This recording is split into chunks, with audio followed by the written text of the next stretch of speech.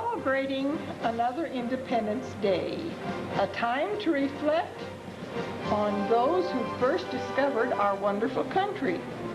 A few flags have been waving in the soft breeze. The flag is a symbol of our national unity. It stands for the best in each of us: loyalty, character, and faith in our democracy. Does it not represent man's greatest and noblest dreams? Isn't the flag Patrick Henry, Jefferson, Washington, and Betsy Ross? When you see the flag, can't you see Gettysburg, Valley Forge, the Alamo, Pearl Harbor, and Abraham Lincoln? Ladies and gentlemen, the President of the United States, Abraham Lincoln.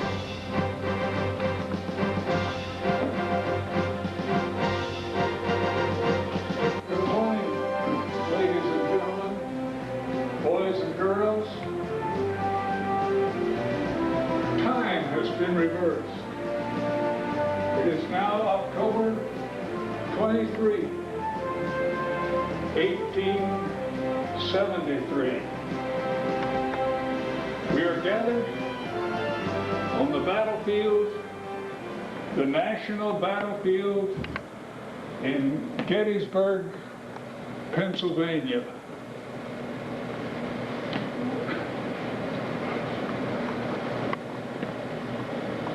Listen.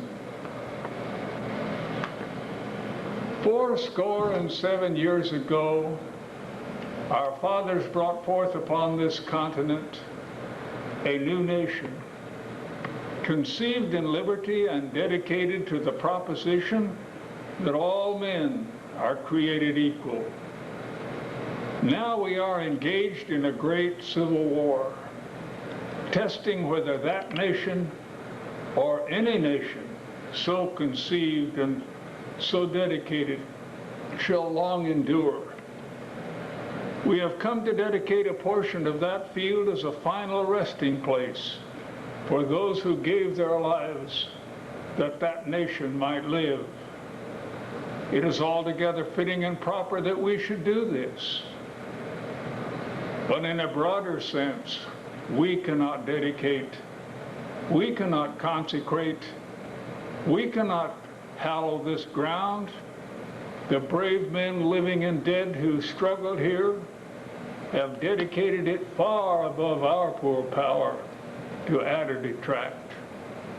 The world will little note nor long remember what we say here, but it never can forget what they did here, that this nation under God might have a new birth of freedom, that government of the people, by the people, for the people, shall not perish from the earth.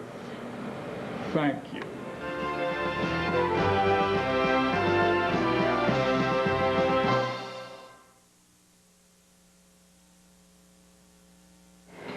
Today is the 30th of July. The place is High Point, North Carolina. The time of day is about 2 o'clock. Rebecca Lewis is our video camera person, and Vernon Grace Story, that's me, is going to start the interview process. We're hoping to do, for the sake of the children and the grandchildren, a kind of video history of some of the important dates, names, and occurrences of our family past. We have with us today the matriarch and patriarch of this one part of this clan, Vernon Gordon Story here, who has a book of dates in his hand, and Ella Grace Cole's story. I said Cowles before, but it's Cole's. And she has a word to say to you right now by way of greeting. We're glad to greet you from our cozy little place here in Wesleyan Arms, High Point, North Carolina. We're well taken care of. We have a wonderful family of children. The last one of the 6 has visited us now in our home since we moved in February, and we think that is great. So I'm bringing up the tail end of the... Right. That's all right. Complete. But I'm beginning this process, so thank you. Dad, would you start us off by saying anything that you want to tell us about your father, Robert Lafayette Story, and his marriage to Cora, and so on? Whatever you want to tell us is okay. All right.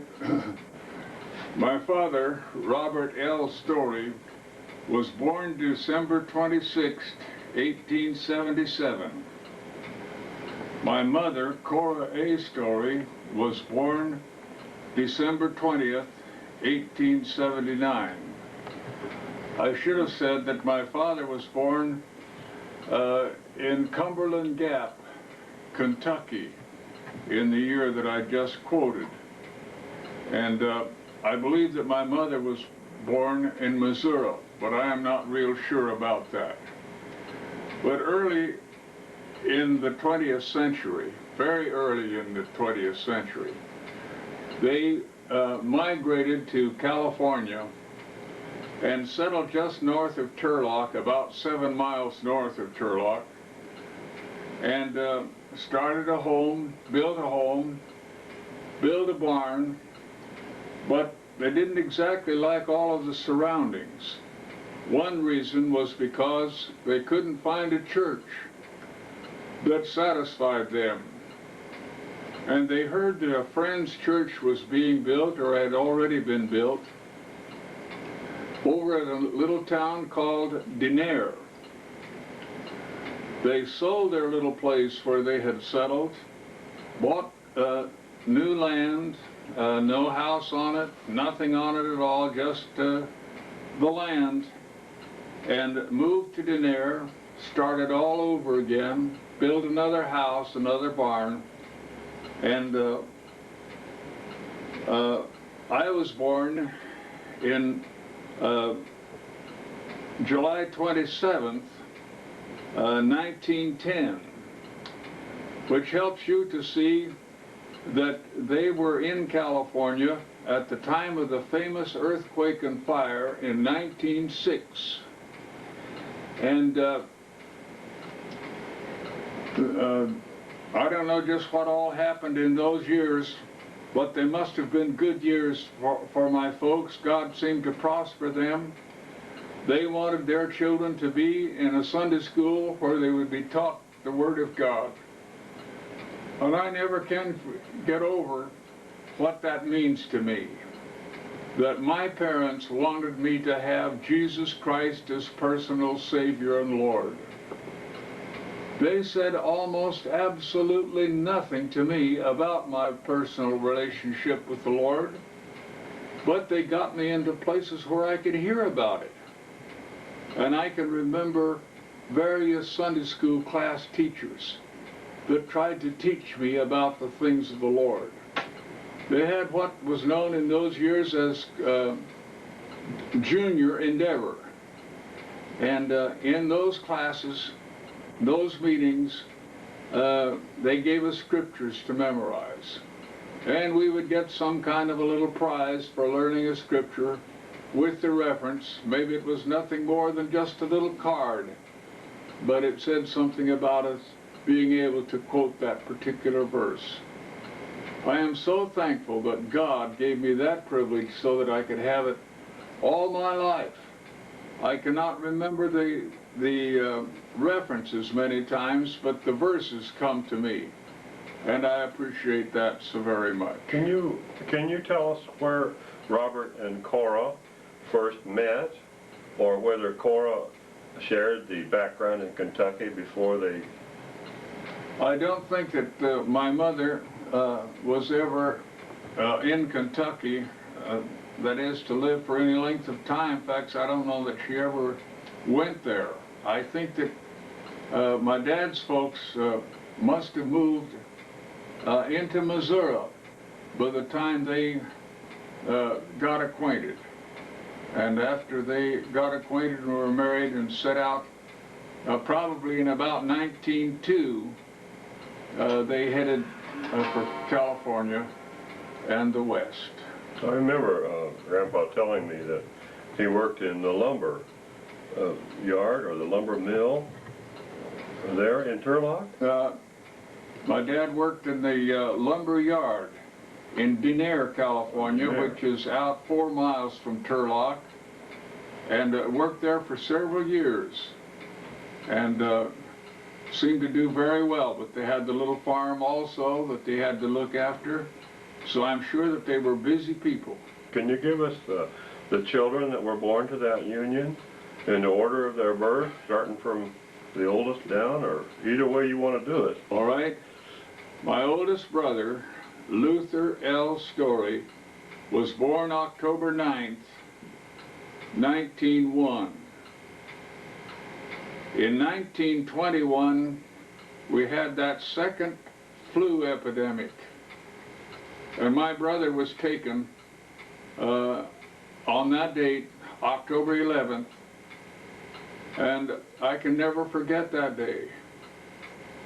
I had gone to school that morning, and I saw one of our neighbors. Well, no, I guess I didn't see him, but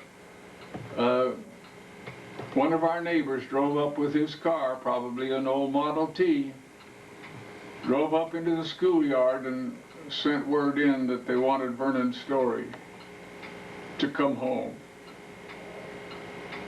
I went home to find that my brother had died. It was a sad day. I had a horrible struggle overcoming that. Even to this day, I can just about feel myself weeping as we went down the road behind that hearse. Horrible time. My oldest sister was Olive M. Walton, born October 22nd, 1903. My second sister was Ina M. Story, who married a Schendel, and she was born June 22nd, 1906. And I was born, as I guess I've already told you, July 27th, 1910.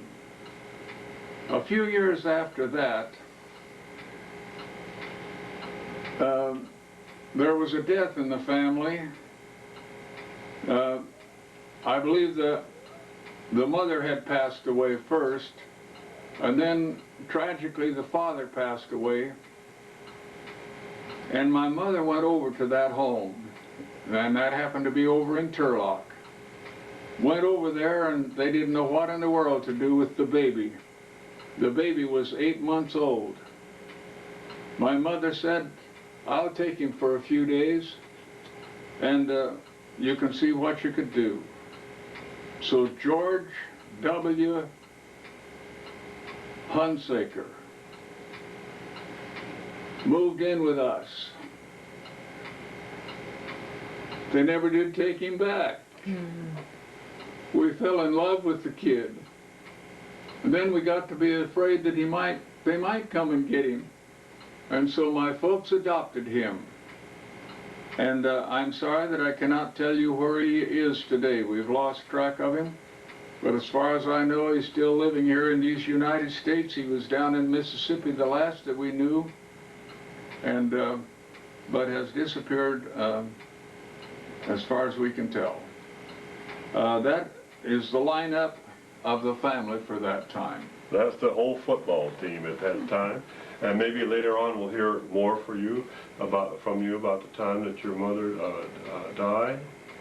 Some more from you about growing up on the farm there, and some of those interesting experiences, such as when the schoolhouse burnt down, the happiest day of your life, you used to tell us, and other things like that. But just for interest and to give your voice a break, we'll switch over to Mom and ask the same question. Can you tell us about your parents, Winnie and Roy? Well, Mother was born in Humphreys, Missouri. My dad was born in Ottawa, Kansas. And I don't know what brought them to California, but they met there. My dad was working at a print shop, and my mother too. And they became acquainted there at that place, which resulted in their romance and later on their marriage.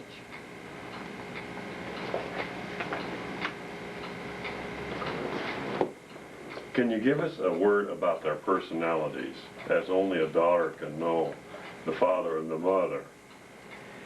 Well, the two of them balanced things pretty well. Mother had a great sense of humor, and it was the humor that kept her going, I'm sure, those years she spent in China, and had, as an only child, not been subjected to so many things that she came in contact with in China, and then having so many children, 6 born out in China and 4 here in America, making a total of 10. But Mother had the ability to laugh, and I can always remember her impersonation. She liked to impersonate the Fuller Brush Man. She could do it pretty well. My father, on the other hand... How did the imitation go? Do you remember that? Can you reproduce any? Not exactly. I think she'd get a hat, and she'd come out there. She was just a little woman, though she was chunky built, but she was small. My dad was 6'4", tremendous man. But my dad was had a sense of humor, but you had to dig down underneath to get it. And he could laugh, but not as easily as my mother, and they kind of balanced themselves. And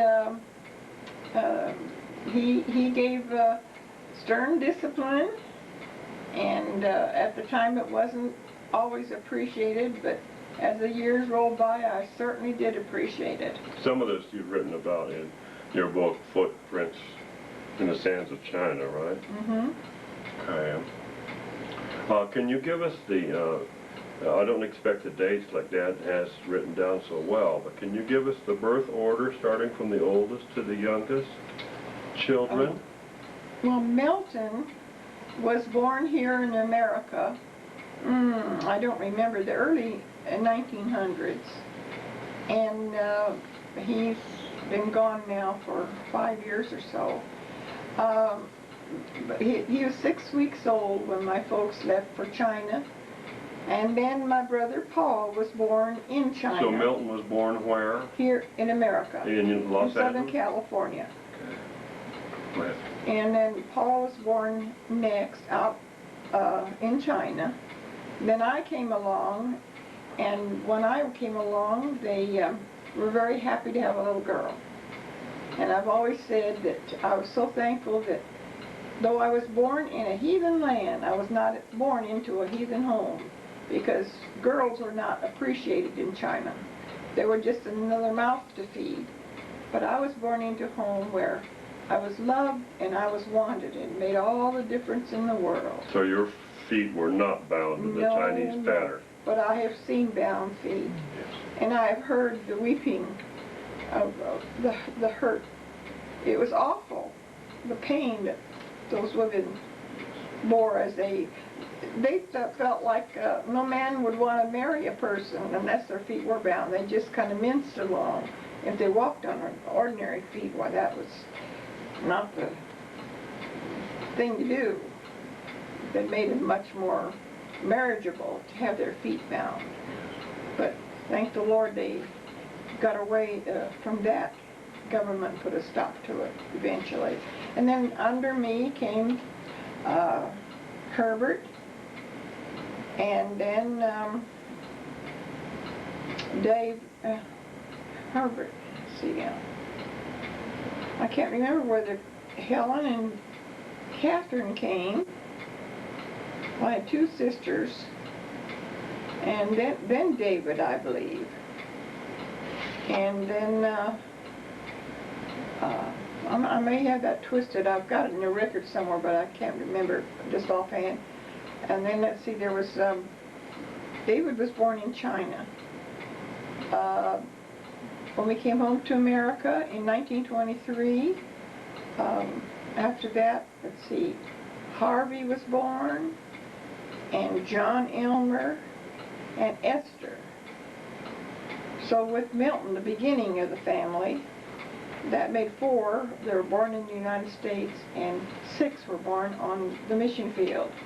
And I didn't realize that when we got married in 1933, it was just 10 years from the time we came to America. looking back on it, that was just a short time. I just hadn't had too much time to get acquainted with America, but I did. So your dinar was Wuchao, China. It was South China. Guangzhou now, Canton part of the time, where you were born. Yes. Can you tell us anything? I remember you telling me about swimming in the harbor, and you told me something about the French language, some of which you picked up there, as well as some Cantonese. Just anything you want to tell about those years. 12 of them, right? 11. 11 I was 11 of them. when I came home. In China before you moved with the family to Seattle? Yeah, that's the first American city that we lived in. We lived in Canton until, well, I know I was there when my earliest memories were from Canton. Then we went up inland in South China to Wuchao, and that was quite a trip by boat. And I'm not sure we're coming down from that area. We went by train. Going up, we must have gone part of the way by train too. And there we lived for several years in a very rustic building. We called it the mat shed house. Actually, it was just bamboo poles, and with the bamboo leaves spread across the top to make the roof. And when a storm came, we'd all pack up our gear, what we had to have, and go up to the mission home. Not too far away, but that was a secure place in a time of storm, and that's where we went. And I can remember being up there in the nighttime. I don't know how many of us were put across the bed, not that way, but this way. Cordwood style. To make more room for us. But those were happy days. I had Chinese playmates, and then we would go to back down to the coast near Hong Kong. There was a beautiful island called Cheongjiao, but it meant dumbbell. The word meant dumbbell, but it was Cheongjiao, as it's called in China. And there's where I learned to play on the beaches, loved the water, learned to swim when I was just a little tyke, and liked to fish from the rocks on the coast there. And we had beaches that we'd go in the morning when the sun was right, and then we had beaches that we could go to in the afternoon. And we stayed out of the water during a certain time when the sun was so terribly hot, or we were very likely to have sunstroke. But those were very happy times, and I met so many missionary children, and one of them was Lincoln Brownell. Oh, he must have been a year or two older than I, and I must have been all of 6 or 7. You know, we fell in love, and I got engaged. And then after we parted, I wrote letters to him, and I let my father mail them. I faithfully wrote to Lincoln, and oh, you can imagine how heartbroken I was when I found those letters in a wastebasket one day. That's how my father mailed them. But I suppose they wouldn't have been mailed anyway. I don't know how they were addressed. But through the years, I asked the missionaries if they knew Brownell family. And nobody knew until we came to North Carolina, and our first visit to a chaparral at St. Simons, Georgia. There was a man who had been in China. He would work with some, I don't know whether he's exactly a missionary. I think I don't know what he worked at, but he was a Christian. And I asked him about that family. Had he heard of them? Why, sure. They lived just down the street from where they lived. And so that was a contact. After many, many years, someone found that family. And I hope Lincoln found a good wife. I'm sure he did. And I found a good husband. Well, thank you. You brought us a long way. Dad, let's double back and see if you can give us a bit of a portrait of your personalities, of your father and your mother, Cora and Robert Lafayette. They're very different people. Yes, I think they were both full of fun, as far as that's concerned. But they did have a lot of heartache. I'm sure of that. Life on the farm wasn't always easy. As far as I'm concerned, it's the best life in all the world, but it isn't always easy. We were so free. But I remember of times when my dad and I would be trying to do something on a piece of farm machinery. I remember one time, I think we were both lying flat on our backs down under a piece of farm machinery, and we got tickled at something. And we laughed like two loons down there for I don't know how long. So that shows that he had some of that in him. And I remember that he was always jolly with young people. A lot of young people would come to our place, of course, because of my two sisters. My older brother, as I told you, had already passed away, but on my two sisters, they must have been like in their teens at that time. But other young people would come there, and my dad would always have a great time with them. Various things that he would do, play joke on somebody, tell some funny incident, and so he was jolly. And then I remember my mother also, even though that she was serious in so many ways, also had a good sense of humor, and I appreciated that. And she was an extra good cook, and any boy enjoys that sort of thing. I never can forget the lovely biscuits that she used to make, and she didn't get them out of a can either. She made them from scratch, and she had that work down to such a science that of the morning, of course, my dad would be out milking the cows. My mother would be trying to get breakfast and take care of the chickens at the same time, just about, so she'd make a trip or two maybe out to the chicken house and be back, and I'm sure washed her hands, so don't get anything wrong right there. But when my dad would come in, the milking was done, she knew the minute to put those biscuits in the oven. The oven was already hot. Put those biscuits in the oven, and we would sit down there, and my dad would read out of the Bible or out of Sunday school lesson, and maybe make a few comments about the lesson, and we all were taught to pray. This makes a deep impression on my heart. Thank God for folks that care. I can remember having such wonderful times visiting the farm there, the Story farm, because being raised mostly in the city after we came home to America, the farm was very intriguing to me, but I knew so little about it. But around mealtime, we'd have so much fun. I can remember when Daddy's grandpa Story came to visit, and he was old-timey, and he was old, like we are, and he'd say, instead of Napa, he'd say Nappy, Petaluma for Petaluma, and we just nearly, even his father had to get up from the table one time and to keep from laughing in his face. We didn't want to make fun of the dear old gentleman, but we got so tickled at him. Bless his heart. He was a godly man. Tell us, Dad, about the time that your father fell off the hay machine or the hay rig and hurt his elbow. Okay. They had in those days what they called a derrick.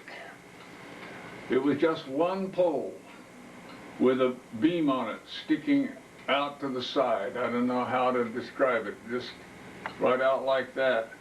and a cable ran up to the top of that pole and down here through a pulley, and with a big heavy fork on it. And that would be let down onto a load of alfalfa hay, and the horses would pull on that cable out there on the ground, and it would lift a whole fork full of hay. They would swing it over and dump it onto the stack. And time after time they would do that until they had unloaded that load completely. Well, they were in the process one day of setting up one of those. My older brother, Luther, who I told you about a few moments ago, died later on, but they were putting up one of those derricks one day, and the boom, that's the arm that sticks out from that derrick, is off in this direction, let's say, and they needed to make some change up on that pole. And the derrick has 3 guy wires on it, one to a post over there and one over here and one back over here. Well, the pole was leaning toward this way, and so they thought there's no danger there, but they put my brother out there a hold of that cable, just in case it took a notion that it wanted to fall in the other direction. And my dad needed to go up on that pole. He went up on that pole, and would you believe that while he's up there, that boom swung around and put all of the weight against this guy wire that my brother was holding over here. And down it went, man and all. His right arm must have hit the ground solidly and knocked the bone clear through the flesh right here. Mangled his hand. The doctors didn't think they could do anything with it. They let it go till the next morning. And I guess next morning they decided they still couldn't do much with it. They'd better just let it heal back like it was. So he spent the rest of his days with a mangled wrist, and they didn't have very good grip in that hand. But he survived the fall anyway, and we thank the Lord for that, or I'd been left without a dad as a very small boy. I remember the hand especially because in Salem, Oregon, he would go fishing, remember, on the Willamette River? And on one occasion, because of that limited grip, yes, he was making a cast into the river, and the whole rod, reel, bait, everything went in. And that's when he came back and made an iron claw of some kind. We had a large fish hook with 3 points on it. And so we got to thinking, the water pretty swift there. Yes. We got to thinking about it after we got home. We wonder if we could hook that big hook onto a line and cast upstream from where it was and draw across it, would there be any chance to snag that thing? So first time we cast out, didn't get a very good cast, so we brought it back, cast again over it, and would you believe that that hook caught onto that fishing pole or onto the line, and we brought the whole thing back in. It wouldn't happen, and I don't know whenever, but it happened that time. An amusing thing that happened while we were in Portland, and while that was after Mother's Story died, and Dad's Story was with us part of the time.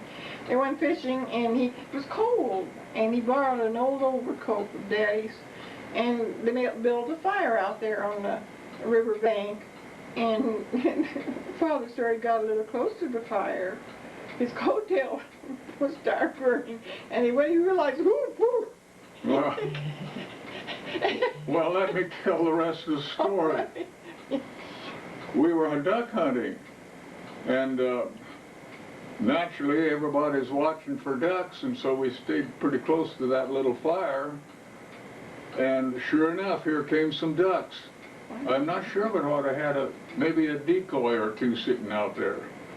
But anyway, here came this little bunch of ducks, everybody's supposed to be real still till they get within firing range. And my dad leaned over, but he didn't realize that the tail of that coat had gone right over that little fire with it. And of course he came a whooping and a hollering up out of there just about the time the ducks were within shooting range. And away they went. And away they went, didn't even get a shot. So I got them mixed up. I thought it was fishing, but what I remember is when he came home, he hung the coat up, and he never said one thing about it.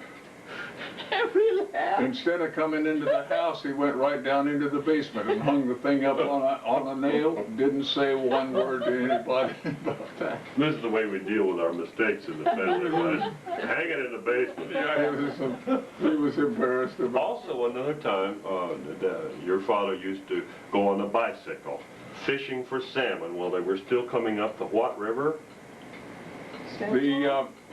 The salmon used to come up into the San Joaquin Valley. They came up the San Joaquin out of San Francisco Bay and branched off into all of those rivers. There were several of them. The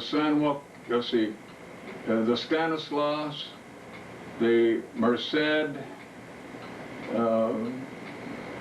I believe there's a Calaveras on down a ways, and I can't name all the rivers. But all of these were feeders for those salmon, and they would come up there and go up as far as they could go to spawn. And it made quite a fishing area. For years, it was real good. And my dad and an uncle of mine used to ride their bicycles and go fishing for those things, and I'm just reasonably sure that about 90% of the time they weren't successful, but they did a lot of riding. They rode their bikes for miles and miles doing that, and sometimes they would just go on a trip just for the fun of it. A ride for miles, bicycles.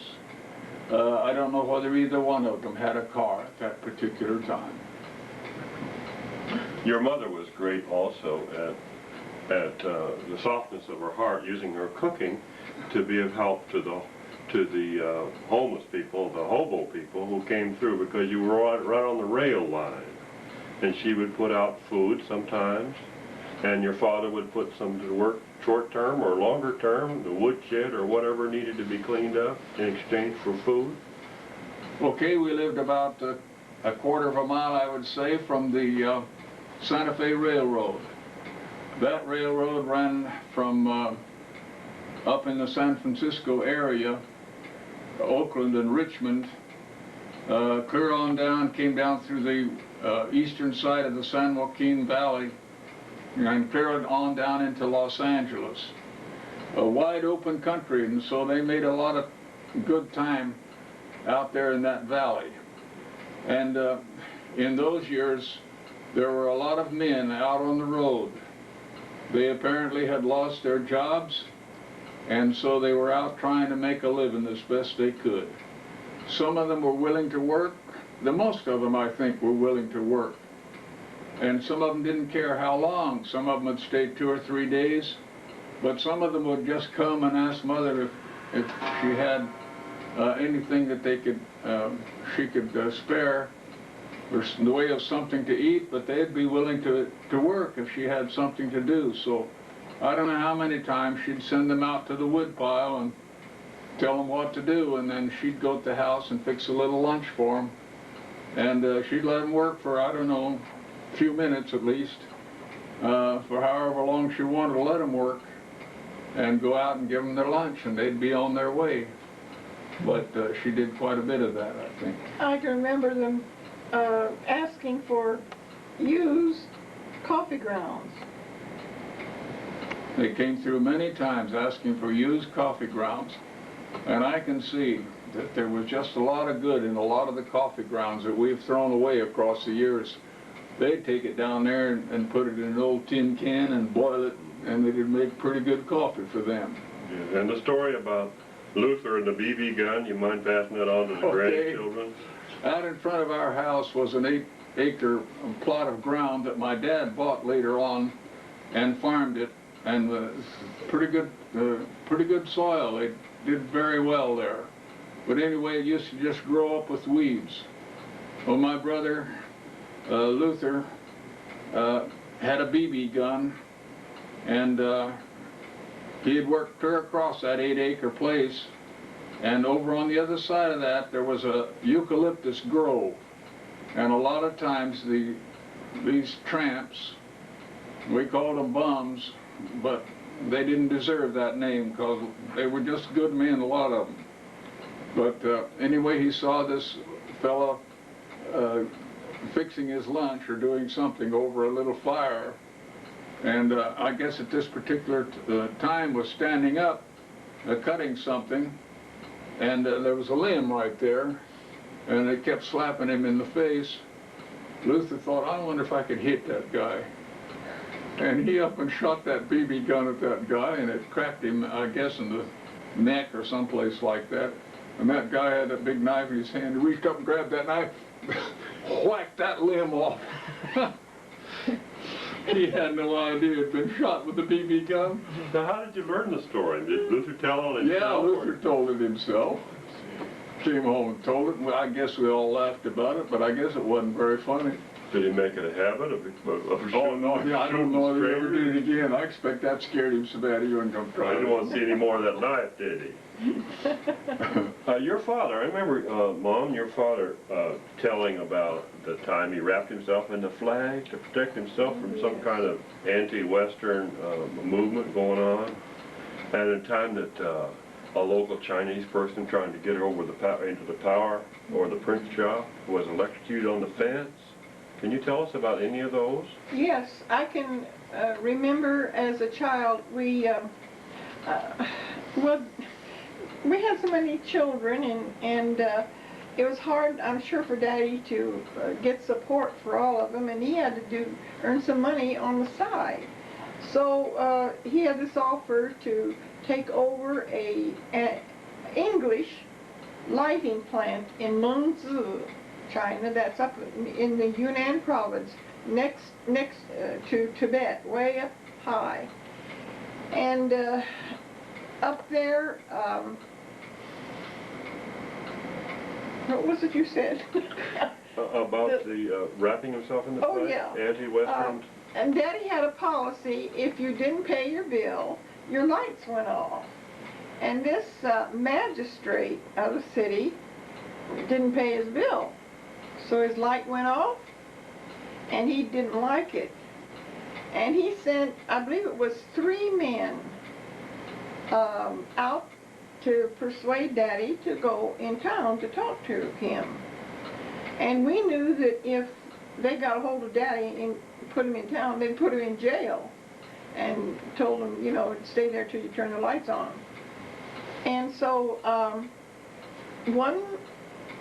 two of the men got one on either side of Daddy, ready to help him go. Daddy's a big man, and he broke away. We children were scared to death. We were peeking out from behind the door, maybe, or somewhere, watching what was going on. We were afraid for our dad. But he broke away from them, and it happened to be that close to some kind of a holiday, and we'd had the flag out, our American flag, and it was sitting up there somewhere where it was very available, and he reached over and got that. It was a large flag, and he just draped it around himself, and then he went out to the man, he said, now take me. And they wouldn't touch him because of what was behind that flag. They knew America, and so they left him. I don't know whether the magistrate ever got his lights put on again or not. I expect he turned them on anyway. So how did Grandpa coordinate his moonlighting in order to feed the family with his missionary work? And by the way, which missionary boards did he work under? Well, mostly under Faith. He had a corps of supporters, but he worked quite a while with the Christian Missionary Alliance. That was in Wuchao. He was head of the publishing department, I believe. They had quite a printing department there. And that's where men came in and stole things. Some of the heavy metal printing equipment. And it was valuable. I suppose they could sell it, and somebody would fire it down and make something else out of it. And so Daddy warned them that they shouldn't do that, and he put a wire around the building and had a sign on it that it was high voltage, dangerous. In Cantonese. Yeah, yeah. Stay away. Don't come over. Words, you know, to warn them. Well, it was sad that one morning they found a man curled up over a wire. He was just crisp, electrocuted. Paid for his transgressions. But some of the Chinese, great people, but like in every place. Was there any repercussions legally? Not that I remember. Okay. Not that I remember. So there was, so Grandpa's support for the family came from subscribers or sponsors here in mainland United States, in the churches that supported it in the Los Angeles area, Oakland, or where? Yeah. Well, I'm mainly in Southern California, I think. However, he had people all across the country, because when we took our missionary trip after we came home from China, we stopped at a lot of places where he had friends. So before you all went to China, he had developed a network of sponsorship across the country, which he kept in touch with throughout your years in China. Yes. All right. Tell us about the dictionary that he did as well. Cantonese English? Yeah, he also, I think before he published some of his dictionary work, he had 2 or 3 dictionaries in publication, but he put out a set of books to help people learn the Cantonese language. And missionaries bought them. And people that wanted to learn language, they were very popular. And I can remember he was getting inquiries for them even after the books had gone out of print long since. But I suppose that brought him some money, the proceeds from those books. And then he did print a little dictionary. It wasn't complete, but he did have that. And what he did was very successful. It was very helpful for people learning the language. And then he worked on a dictionary for a long time, quite a comprehensive one, and they couldn't publish it in China, so he sent it to Yokohama, Japan. And it was within a month of publication when it went up in the Yokohama earthquake and fire. So we were going to get money from the sale of that dictionary to come home to America. But that was gone up in the earthquake and fire. How many years did that put your return to the United States off? Well, not many years, I think months probably, because a friend in Canada sent us money to come home on. So what was it that brought to a termination of the China work? Was it anti-Western sentiment rising in China? Was it other reasons for the family, or do you know? Well, when Daddy was up in that northern country, up in Yunnan province, it was too high for his heart. He nearly died. And they treated him up there with digitalis, kept him alive, but he had to get out of that high climate, and he was taken by stretcher on the train that went down through French Indochina. I remember visiting in Hanoi with missionaries there. That would be Vietnam now. Yes. And then that's where I got acquainted with some of the French people, because they spoke French there. And between French and Mandarin and Cantonese and English, we could we could make ourselves known, and my playmates, we could have a good time together.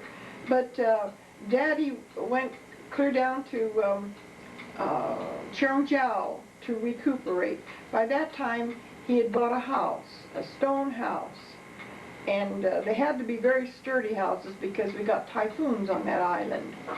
And he went down there, and he was there about a year and a half before we came home to America. But as he was recuperating, getting his strength, he was very burdened for people, and outlying areas, islands over there. Some of them had never seen a white person. And that's where he developed the launch ministry, the Yes, boat ministry. yes. And he got a launch called the Messenger, and he went out to visit people in those islands and tell them about the Lord. And he wanted to come back to America. It was time, because I was 11 and I hadn't seen America by that time, and he should have had a furlough before then. But he wanted to come home to America and raise funds to go back there and work with the island people. That's one of the motivations for coming home. Sometime in this story, I want you to tell about how he misguessed the weather and was going to one of those preaching stations in this boat, and he just missed the tail end of a cyclone and almost got sunk at sea. He was in the tail end of it. He was in the tail. Maybe you want to complete that story. Well, while we were on Chernchow Island, the little messenger boat was very helpful. It would run errands for missionaries on different islands, and one day the message came in that a missionary's son was sick. Would Daddy come and get him in his little boat and take him to the hospital in Hong Kong? Now, Hong Kong was about an hour's sail or ferry boat ride from Chernchow Island. But Daddy said, of course, that he would go, but the weather was very iffy. There was a typhoon somewhere around. We didn't know if it was going to come our way or not. But in those days, they had weather balloons that would come out from the weather station down there near the harbor in Chernchow Island. And when Daddy decided to go, the weather balloon, the bad weather balloon, had not gone up. But after he left, the caution balloon went up. A storm was coming our way. And so he got to the island and got the child and his mother. And on the way back, he fought the tail end of a typhoon for 3 hours. The waves were 20 or 30 feet high. And he had a Chinese pilot, but he wouldn't trust the wheel to him. Daddy kept it himself. And if he didn't hit the waves just right, the boat would have been capsized. And he made it. With God's help, he made it to Hong Kong, and the boy was taken to the hospital, and he got back to Chernchow Island safely. But I did not know till late years, and Daddy was in a hospital when I visited him, and we were recalling this story, and he said, "But don't you know the most important part about that?" And I didn't know. He said, when we hooked up in Hong Kong Harbor, I had to, the motor would not, when they wanted to leave, the motor would not turn. He couldn't make it go. And so he tore into it and found out that something was just ground to bits. And he said, what kept that motor going when he was facing those waves? He said if it had missed one time, he wouldn't have made it. It was God that brought him through. But I can remember looking out from the porch that night after the typhoon had passed over. It was just the tail end of a typhoon, but it was bad. And the water had calmed, and we were watching for the lights of Daddy's little boat to come into harbor. I don't remember seeing them, but he did get there. And I know Mother had many anxious moments. What would she do if her husband didn't come back? You must have been about 10 years old at that time. Yes, I probably was, about 10. Good. And then you came to Seattle, and we'll learn about that a little more. Becky, the video crew person, do you have any question of either of them so we can complete this initial part of our interview process of either Dad or Mom? Or is there anything while she's thinking up a question that you want to add to the story so far? For example, Dad, what was so happy about the schoolhouse burning down? I don't understand that. You loved education. You had a good time with your teachers. What was this? I can't quote the date on that, But one night, the old famous schoolhouse in Denair caught on fire. And what a fire. Because very little water pressure, just a what you'd call a one-horse job there in that little town. They had no way to fight it. Too far to any river, too far to any city. The thing just had to burn down. And I remember my two sisters, they were really upset, and they were singing that night a song that was kind of popular, Scotland's burning, Scotland's burning. Fire, fire, fire. Fetch the engine, fetch the engine. Is that what it said? Pour on water, Pour on water. And they were singing that, but I've said it was one of the happiest days of my life. I've said many a time, I haven't had so much fun since the old schoolhouse burnt down. That really wasn't true. But anyway, it made a good joke. But he says that one of his teachers liked him so well, she kept him 2 years in the same grade. Yeah, she loved me. Well, Dad, you have talked about your high school years. You were either class president or student body president. What was that? When I was a junior, and I don't know how this happened, but I only lacked 2.5 credits, I believe it was. No, credit and a half. A credit and a half of being able to graduate as a junior. Well, my folks had been wanting me to go to Bible school, and you'd have thought they wanted to get rid of me. But they wanted me to go to Bible school, and I found out that I could go to Bible school.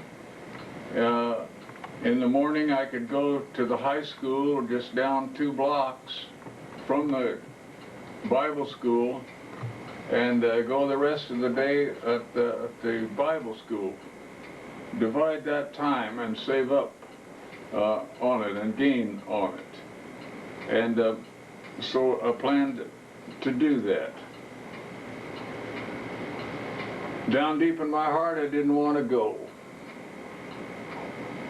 They were always and everlastingly asking us in school, what are you going to be when you grow up? And I was always just going to be a farmer. Way down deep, I knew that wasn't right. And one boy wrote on his report when it came to that sentence, what are you going to be when you grow up? And he wrote across that line, none of your business.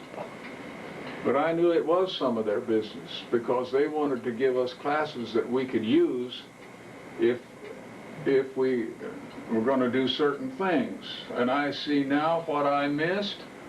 I told the West End men the other morning, why didn't I take shorthand? What good would shorthand do a farmer? You see? But if I'd have had shorthand, when we got into some of those classes in Bible school when it was just a lecture, and you were supposed to copy as much of it as you could, and we tried to write it out longhand, and your arm would get stiff. You couldn't hardly write if it had shorthand. It would have helped me so much. But I didn't take it. Didn't take typing, and I should have had that. So I missed a lot of things because of it. Something else I wanted. But you were pretty comfortably settled in the school in Denair. Oh yeah. Go back to that. Okay. I think in my junior year, I had been elected president of the senior class. That would have been coming up. President of the student body. And it seemed like it was something else. All at once. And I just had to walk off and leave the whole business. Somebody else had to take over. And I didn't want to tell anybody. I didn't even go to the teachers and tell them I was leaving. Maybe one teacher I did tell. And you could tell she didn't like it. And she said one day,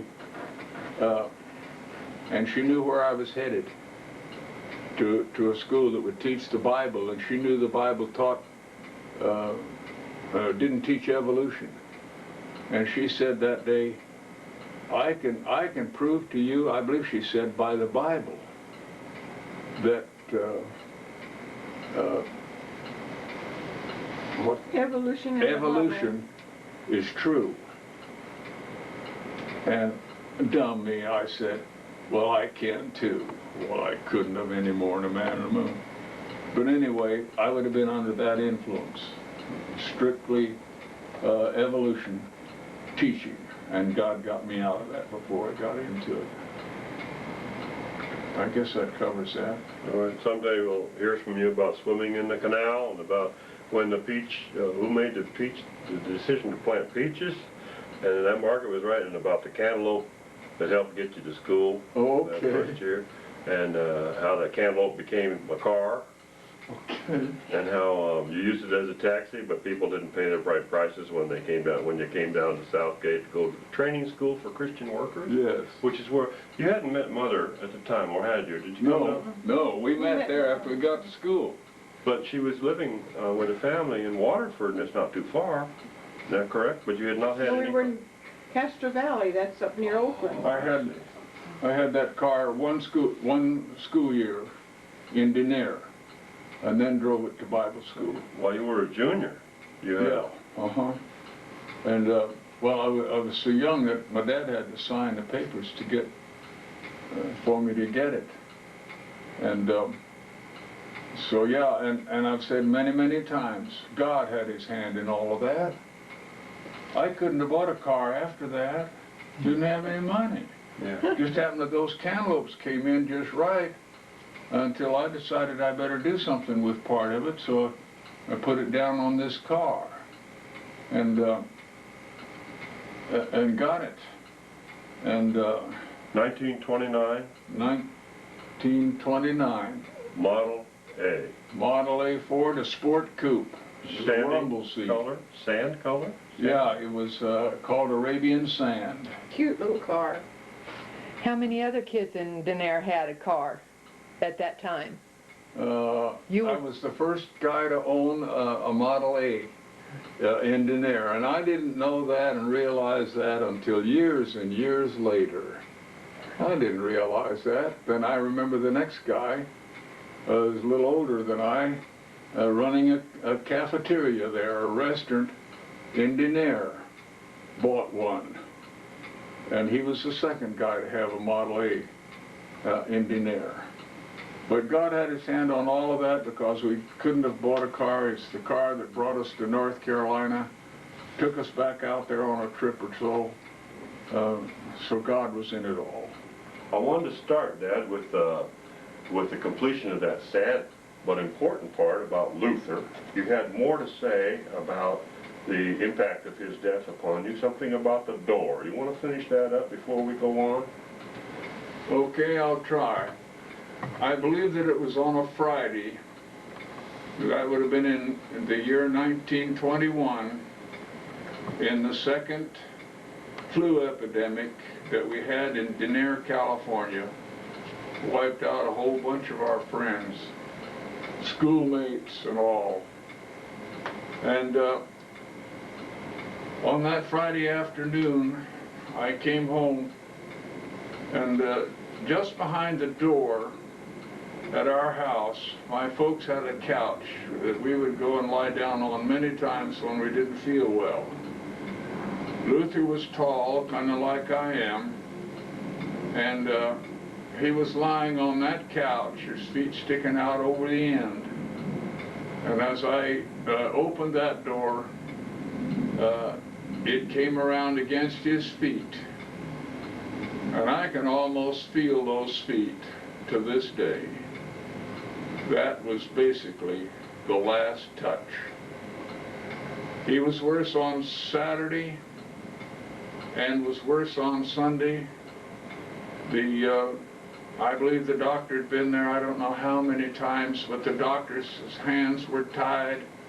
It seemed they just didn't know what in the world to do with that flu epidemic. No one had dealt with any kind of medicine that seemed to be successful about it all. I remember on that Sunday afternoon, friends were there. We were out in the front yard, and here was a little toy that he had been trying to make for me. It would have been big enough that I could have gotten into, and I could have pumped it with my feet, and the back wheels would drive it, and I could go short distances, even though we only had a sidewalk about 20 feet long maybe, and that's about the best you could do. Everything else was dirt road, no sidewalks anywhere commercially. But I was telling others about, well, when Luther gets well, he's going to finish that for me. Sunday passed. I went to school. On Monday morning, I was in the 3rd grade. And I think it was mid-morning maybe, until a friend of ours, a neighbor of ours, Mr. Kersey, came with his car. I imagine it was an old Model T Ford, and asked for Vernon Story, and they came and got me. No one said one thing about what was going on at home, but they didn't have to tell me. I figured what had happened, and so they took me home to give me the bad news that my brother had passed away. There wasn't another thing that they could do. I remember how I suffered, and I think I suffered probably selfishly, because I realized how much work there would be to do around the farm. He was old enough to help milk the cows, and I think I was just being broken into that kind of a job. And I hated the cows in the first place, and I knew that I would be drafted into that job of milking the cows morning and evening if they could get me in the barn in time. And sure enough, that's about the way it was. But on the other hand, I think I could say that I was glad that I had an opportunity to be taught to do so many things around the home. And so all of my life, some of that has been brushed off on me. Wherever we've had an opportunity, we've tried to have a garden. It has meant a lot to the family. Many of the times we've been able to keep a cow and chickens and raise a pig now and then, and we just had a good time together. All of that is a result of what happened to me when I was in the 3rd grade. Thank you. You would have been 11 years old. You were born in 10, and that's just 21, right? Yes. So I think you taught me how to milk when I was about 9. But you were already milking at the time Luther passed. And you moved right into that vacuum to learn lots of other things. I believe that's right. How many cows did you have at the time? I just had about 10 to 8. That was about Oh my. Okay. Sometime later, go ahead. Finally, my dad decided to get rid of some of them, and a neighbor was interested in them, and I remember that day. But he came down there, and he said, I'll take that one, and I'll take that one, and he picked out 6 out of the 10. I wanted it to be 10 out of 10, but anyway, 6 out of 10 helped that much. And so that was the beginning of the end of the dairy business at our place, although my folks always had at least 1 cow. We always had milk and butter. And sold the cream. Yeah, they sold the cream, and then we had chickens, which meant that we had eggs, and we had fried chicken and roast chicken and chicken in any way you could imagine. Speaking of chicken, remember that yesterday, outside of the video, told about when your mother, did you tell it on the video about when your mother would kill those small roosters? As the brood, the new brood was getting larger, she would kill, and had drumsticks about the size of a matchstick. But they were very sweet. You want to tell us? Very, very delicious. Yes. these roosters, they're always in mixed chickens that way. Now I think you can buy eggs that will produce pullets only. But then you just take them as they come, and so there would be about half a rooster. And what are you going to do with all these? They're eating you out of house and home. You got to get rid of them some way. So my mother would start in on them when they were real small, like you talk about. And we thoroughly enjoyed that. She'd fix a whole platter full of those drumsticks and all the other parts of the chicken. And Sundays we'd have a feast. She'd start in doing about 5 or 6 of them. Did she ever sneak a pigeon in out of the rafters in the barn? She would have if she could have gotten a hold of one. Okay. Sometime later we want to talk about the death of your mother too, but one sadness is too much at one time, I think. Okay. Is that every death marks our life, and we never finish with that. I appreciate you sharing that, Dad. Mom, I thought maybe we neglected your mother a little bit in the stories of China. Can you bring us up to date about her? Well, looking back on it, I realized that I had a very remarkable mother because she was an only child, and it must have been very hard for her parents to let her go with her husband and a 6-week-old baby out to China in the first place. Mother was a finicky eater, but she that didn't bother her. If it did, she got over it.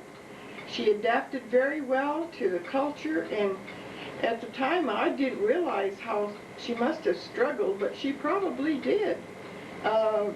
Especially when she had so many children come along, and the filth and the contamination.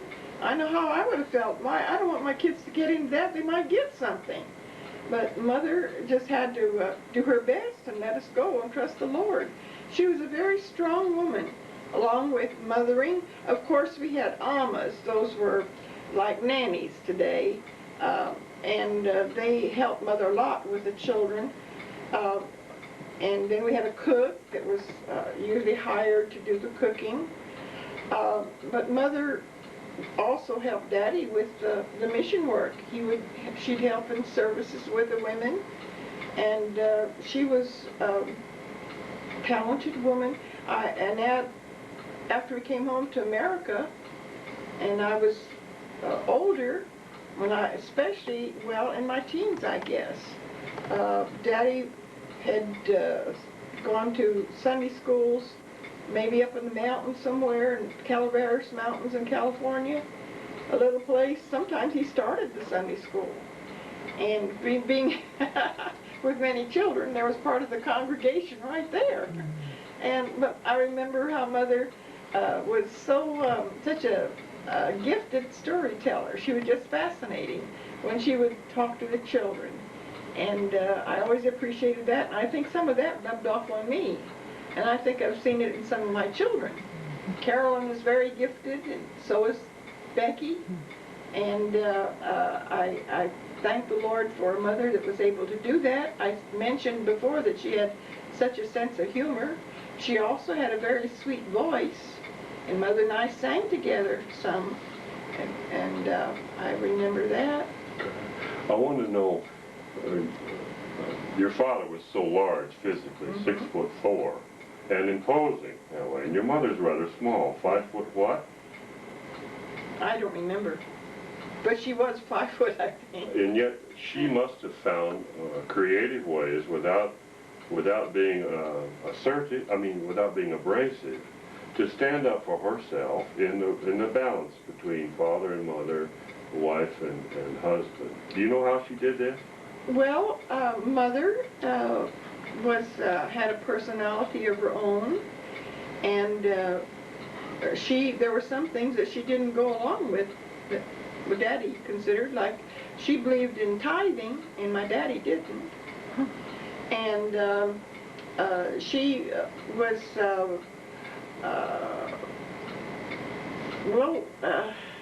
strong to stand up for us, really. and intercede for us, you might say. You mean sometimes the children had done something that brought Grandpa's disfavor, and she would stand in the gap? And Well, I can't remember any particular time like that, but Mother was, she helped a lot in balancing it. She really did. Daddy was, he wasn't so much order, but he was a lot law. And not as much grace as we would like to have seen. But he was a great man and had many attributes that were commendable, that we could copy. And we're all different, and Daddy had his human limitations, but he also had his great abilities. And I can remember when he would get the car revved up, ready to go out to Sunday school somewhere. And Mother was busy trying to get the family ready, and I was helping her, and Daddy would toot the horn out.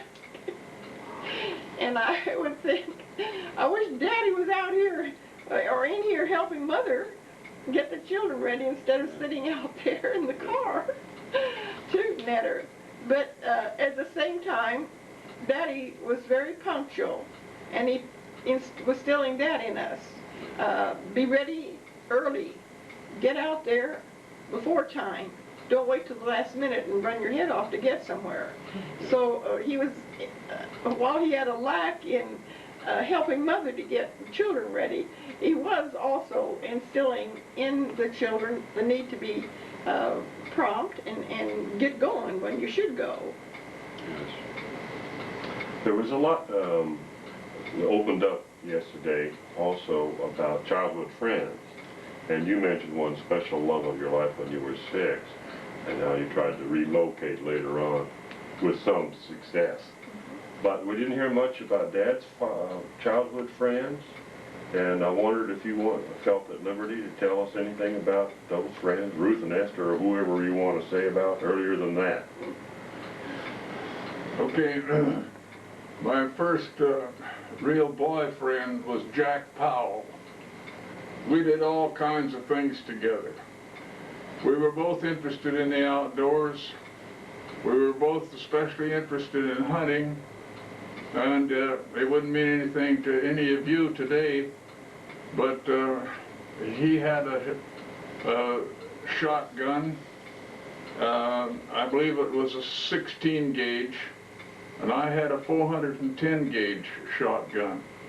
We tramped for miles and miles looking for hawks and rabbits or anything we could get a shot at, and had wonderful times together. The years passed by. Oh yes, I remember one thing, and I'm ashamed of this one, but Jack had a dog, a medium-sized dog, I would say it was.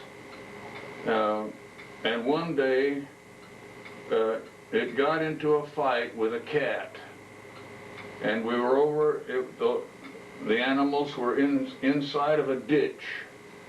The cat could kind of get away from the dog in there into the weeds at times. But they just fought and fought until they were exhausted, and we didn't do anything about it. I'm ashamed of us for doing it that way. But finally they were so near exhausted that we must have done something and separated those two animals. I don't know why we were so mean and all of that. But Jack and I were real good friends. We went swimming together. Fished some, I guess, together, but not a great deal of fishing. And we were going back and forth from those two farms to hike across the farms, maybe straight across if you could go that way, walking through the fields. It might have been 1.25 miles. To go around by the road, it might have been 2 miles. So when we had bicycles, of course, we would go on the roads, and spent a lot of time at that.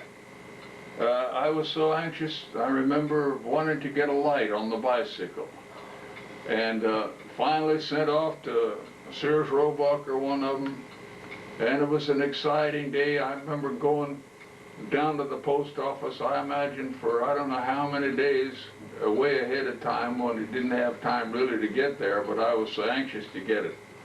Finally mounted that light on that bicycle.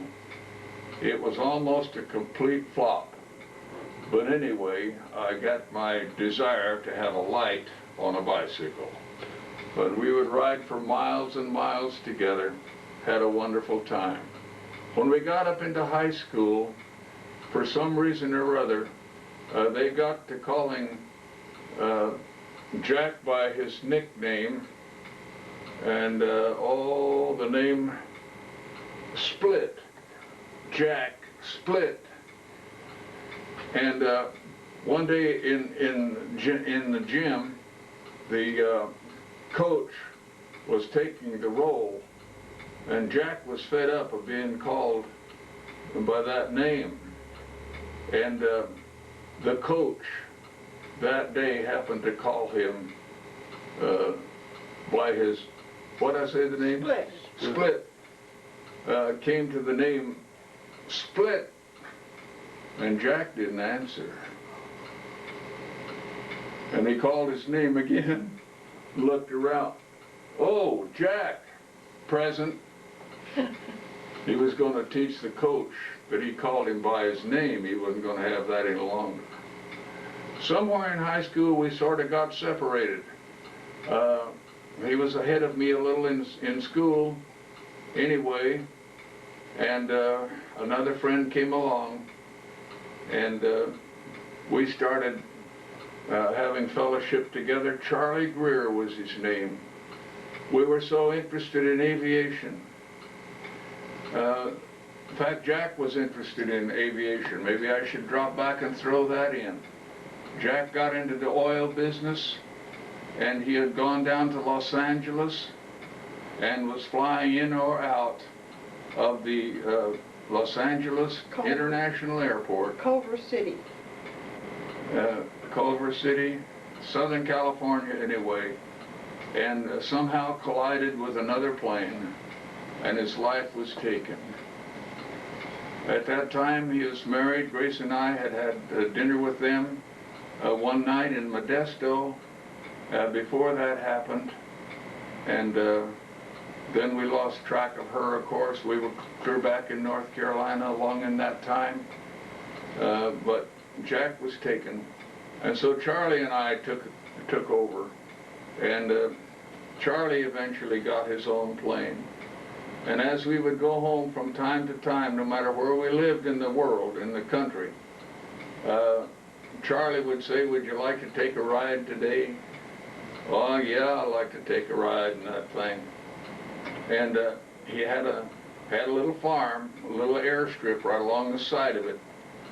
And but it was so short, he was afraid to take a passenger up from there. He was afraid it wouldn't make it in time to get it out of there. So he would say, well, meet me down at the airport. So I would drive down to the airport, whoever was with me. Sometimes Kenny was with us. And we would drive down to the airport, and he would take us one at a time. It's all he could get in. It's just a Cessna 140. So it could only take one passenger. And we'd fly away up toward Yosemite National Park. He said he used to fly into Yosemite National Park and fly around close to those rocks. And he began to realize how dangerous that was. He could hit a downdraft and he'd plow into the side of that mountain. So he quit going up there. So we didn't go, but we would go to lower elevations. And he would take us to a place called Don Pedro. Don Pedro Dam, a tremendous outfit in the lower Sierra Nevada mountains to store water to irrigate, I guess, hundreds and hundreds of square miles of that valley. The lifesaver. That country was more or less desert, but water was the thing that saved it. And So we were flying around up there one day. Don Pedro had been in there for I don't know how many years, and we were there when it was being built. I remember my folks taking me there as a boy, and when we were flying around above that thing one day, Charlie said, "You see this big valley just below Don Pedro? About 2 miles below it. It was down toward LaGrange. There's another dam below that." He said, "They're going to build a new dam in here, they tell us, that's so big that it will back the water 105 feet above the top of the old Don Pedro." And so we went our way. A few years later, we were back in California. And Charlie wanted to know again if we wanted to take a ride. Sure, I want to take a ride. Took us right back up over the area, and you couldn't see the old Don Pedro Dam, completely submerged with water. And the water was backed up against that lower dam a couple of miles below that. So, and I don't know how many miles they said that they could go by boat above old Don Pedro Dam, right back up in through those mountains. So they were doing their best to preserve the valley for irrigation. Only a few times across the years they've had trouble of having enough water in that valley. Only in recent years they had a drought for several years, and they had trouble having enough water. But for the most part, they've had an abundance of water in that great valley. That's about the story, I guess, of my early boyfriends. Daddy, I think they want to hear about your girlfriends. Okay. Weren't you kind of popular with that little Model A Ford? And you wanted to get some girls for yourself, but they were more interested in what you had. Maybe it isn't right to say. I think I was a little bit popular before I got a Model A Ford.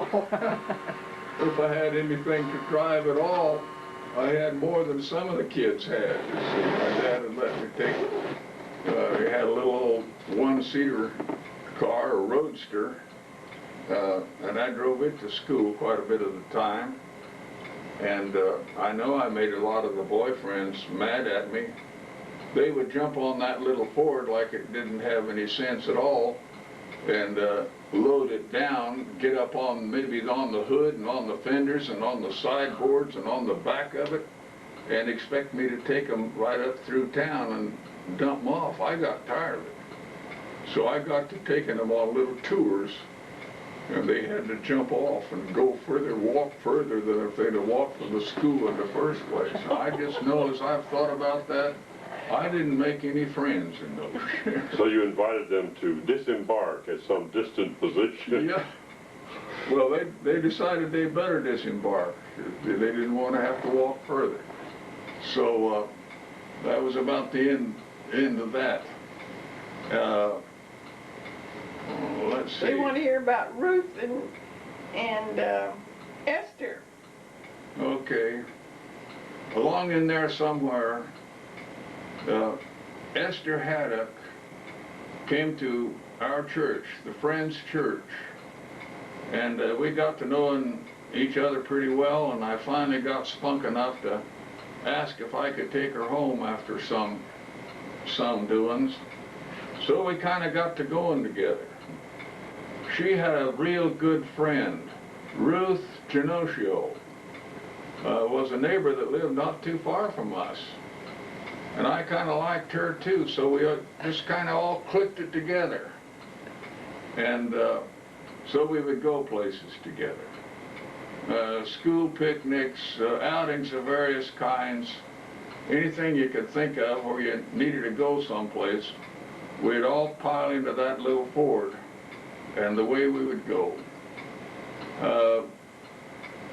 One day, when I was a junior, we had gone, I think, to the school picnic, and on the way down there, we got to talking as usual, but those girls decided that they didn't want me,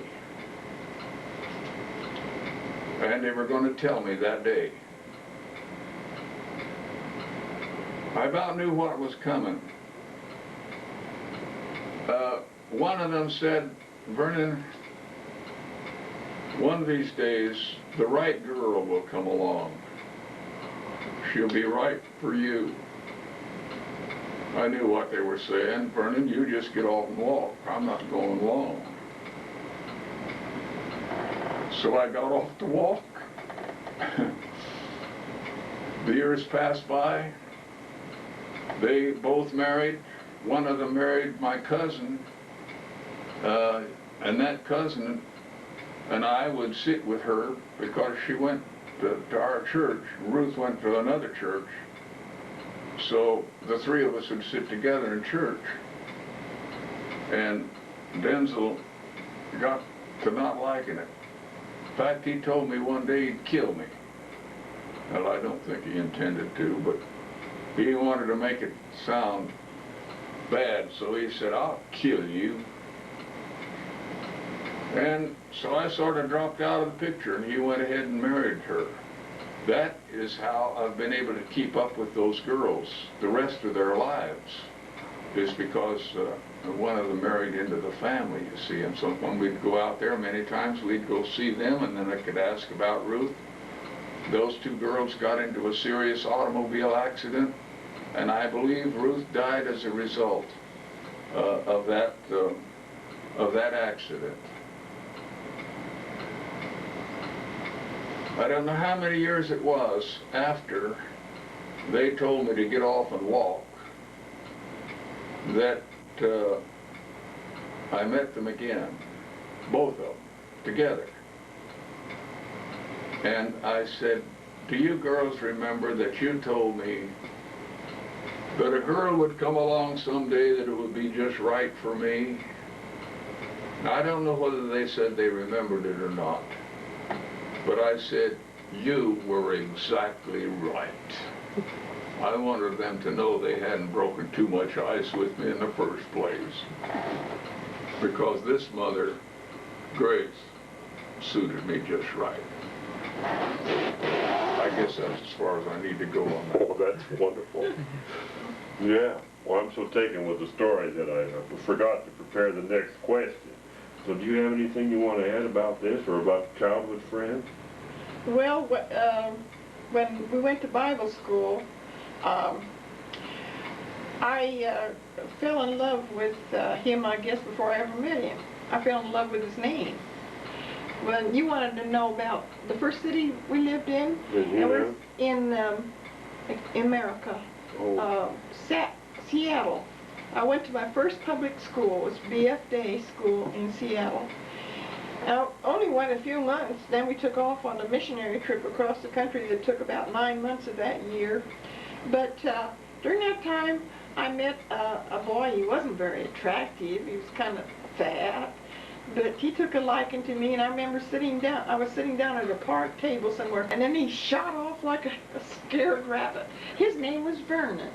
And for some reason, I liked the name of Vernon ever after. When I heard coming to school, I kind of pricked up my ears. And when I met him, I not only fell in love with his name, but also with himself.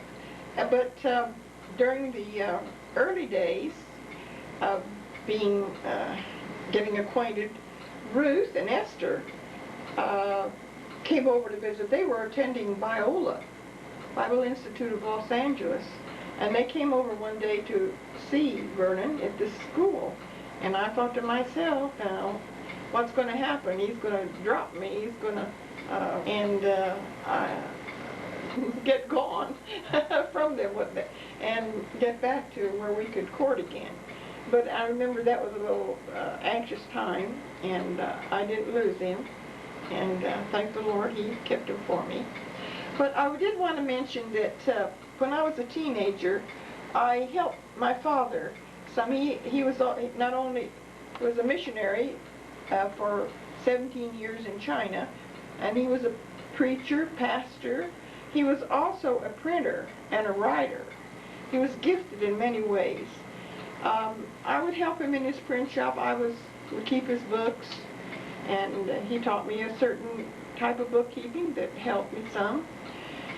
And I would at times take his proofs over to San Francisco. This is when we were living in, was it Castro Valley or Hayward? Both of them were just a little ways from Oakland, just out of, not exactly suburbs, but you come very close. You have to pass through Castro Valley, and I'm not sure whether you pass through Hayward getting in on the highway going into Oakland or not, but they're just right close. But I would have to take the streetcar into Oakland and then catch the ferry. That was before the Golden Gate Bridge. And go across to the riverfront in San Francisco where there was the factory section. Daddy did printing for a company that manufactured ladies' dresses. And he would put out flyers for them, and I'd take the proofs over there to see if they were okay. But I believe it was, I knew enough that I had to mind my P's and Q's. That was not a very good area of town for a young girl to be in. And I shudder to think of what it might have been in today's time. But the Lord watched over me, and I didn't have any problem. I just went my way and back again. But many times I crossed that San Francisco Bay on those old ferries, and I wish they were still running now. The bridge doesn't look right.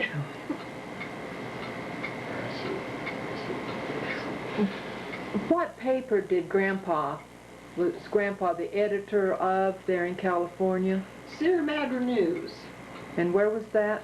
Sierra Madre, California. Oh, okay. But right adjacent to Pasadena. Oh. That was before his missionary days. Out to the mission field. He had a long time getting out to the field, so many reverses. But he and Mother married and started housekeeping, and they had their first baby before he ever got to China. Dad, it was kind of a long ways from the Friends Church that nurtured you into the holiness movement. Can you tell us just a little bit about how that came about? All right. The Friends, well, it is in 3 divisions. But anyway, we were in the part that is more or less holiness. And they had trouble there at Denair. Something seemed to be wrong with the setup at the district headquarters, which is down at Whittier. And they got crossways with the district superintendent. And finally, they decided that they would split off because some of the Nazarene people had come around. They split off and joined the Nazarene church, about half of them, I would say. This is while you were in high school still? No. Later. After. I guess we were in Bible school. Yes, in Bible school. And so they split off and pitched a tent on my father's farm up on the corner. And they had quite a time with that. But eventually, they built a church on that corner. And the church was there for years. Now, years later, they bought new property between Denair and Turlock and have a nice church over there with a lot more room. But I didn't go along with either side because we were away to school, and but they kept my name on the list there. You got acquainted with Roy Phillips in school. And so I stayed with the books, came along and told us about the Pilgrim Holiness Church and the possibility of maybe they would, and incidentally just this year we were in those same mountains and had all kinds of daydreams about what it had been like, what history would have been like in our lives had we gone there instead of going to Elkin, where we went and started that church. But anyway, he talked to us about this, and so we finally decided we have a chance to go with the Friends Church. I think we were invited to go down to Imperial Valley at one time, and they offered a lot more salary than they ever offered in North Carolina. We started out with nothing here, but we had opportunities to go, but we were discouraged about that, so we went ahead and made arrangements to come to North Carolina. Roy and Hannah helped us a whole lot in those days to provide maps and information and all kinds of things, and but we had quite a struggle with that. So that's how we got into Pilgrim Holiness Church, and then in 1958, they merged with the Wesleyan Methodist Church and dropped all the name to Wesleyan today. I was a Christian Missionary Alliance. Go ahead and change. Go ahead, I'll be right back. And Daddy was a Quaker, but we were making negotiations to change churches and join the Pilgrim Church as we made our trip across the country to North Carolina. Somewhere in the mails, they were taking our membership, and so that's where we got our start. I didn't know very much about the church when I joined it, but we felt God was leading us in this direction. Would you like for me to tell about the cantaloupe deal now? Yes. Okay, in the year 1928, we got partially acquainted with a man by the name of Allison. I don't think we ever did know his first name. Didn't even know for sure where he lived. But he would show up at various times during the year, and he was interested in the cantaloupe business. I guess he bought cantaloupes by the carload and shipped them to various markets of the world. Well, in 1928, he came around to the high schools and talked to the boys in the agricultural classes especially, that he had a new cantaloupe that he was trying to develop and get started in the area that he called Super Perfecto, and made an offer to any of the boys that if they would take an acre of land and raise cantaloupes, he would buy every cantaloupe that they could raise, and offered prizes. The first prize was a trip. He had a cabin up on the Columbia River in between Washington and Oregon. For 2 or 3 weeks, the boy that was the high producer would get all of his expenses paid, and they'd go up there and have a time. Well, right off the bat, I wasn't interested in that prize because I wanted to be a Christian. Whether I was a good one or not at that time, I do not know. But anyway, I figured that they would be drinking and smoking, and they'd get into a lot of things. They'd want to go to shows that we didn't want to go to, and so I wasn't interested in that first prize. I think the second prize was $250 cash. And the third prize, I'm not sure about it either, but I would guess $75. Well, that was a lot of money in those days, even $75. And so I decided to enter. My dad had been farming a place over where now stands a new church, a new Friends Church. We were farming that particular piece of land, and over by the barn was a piece of land that we figured that would really, it wasn't quite large enough to be an acre, but we diligently measured off an acre of land in that spot. I went to work on it and set it out into cantaloupes. There was about a fourth of that strip of land that didn't raise enough cantaloupes to do me much good, but the rest of it just produced cantaloupes. I hauled cantaloupes to town, and he was true with us. He bought every one of them that he could take, and I was just thinking today, a whole crate of those things. I remember I had one crate one day, and it was worth $3.50.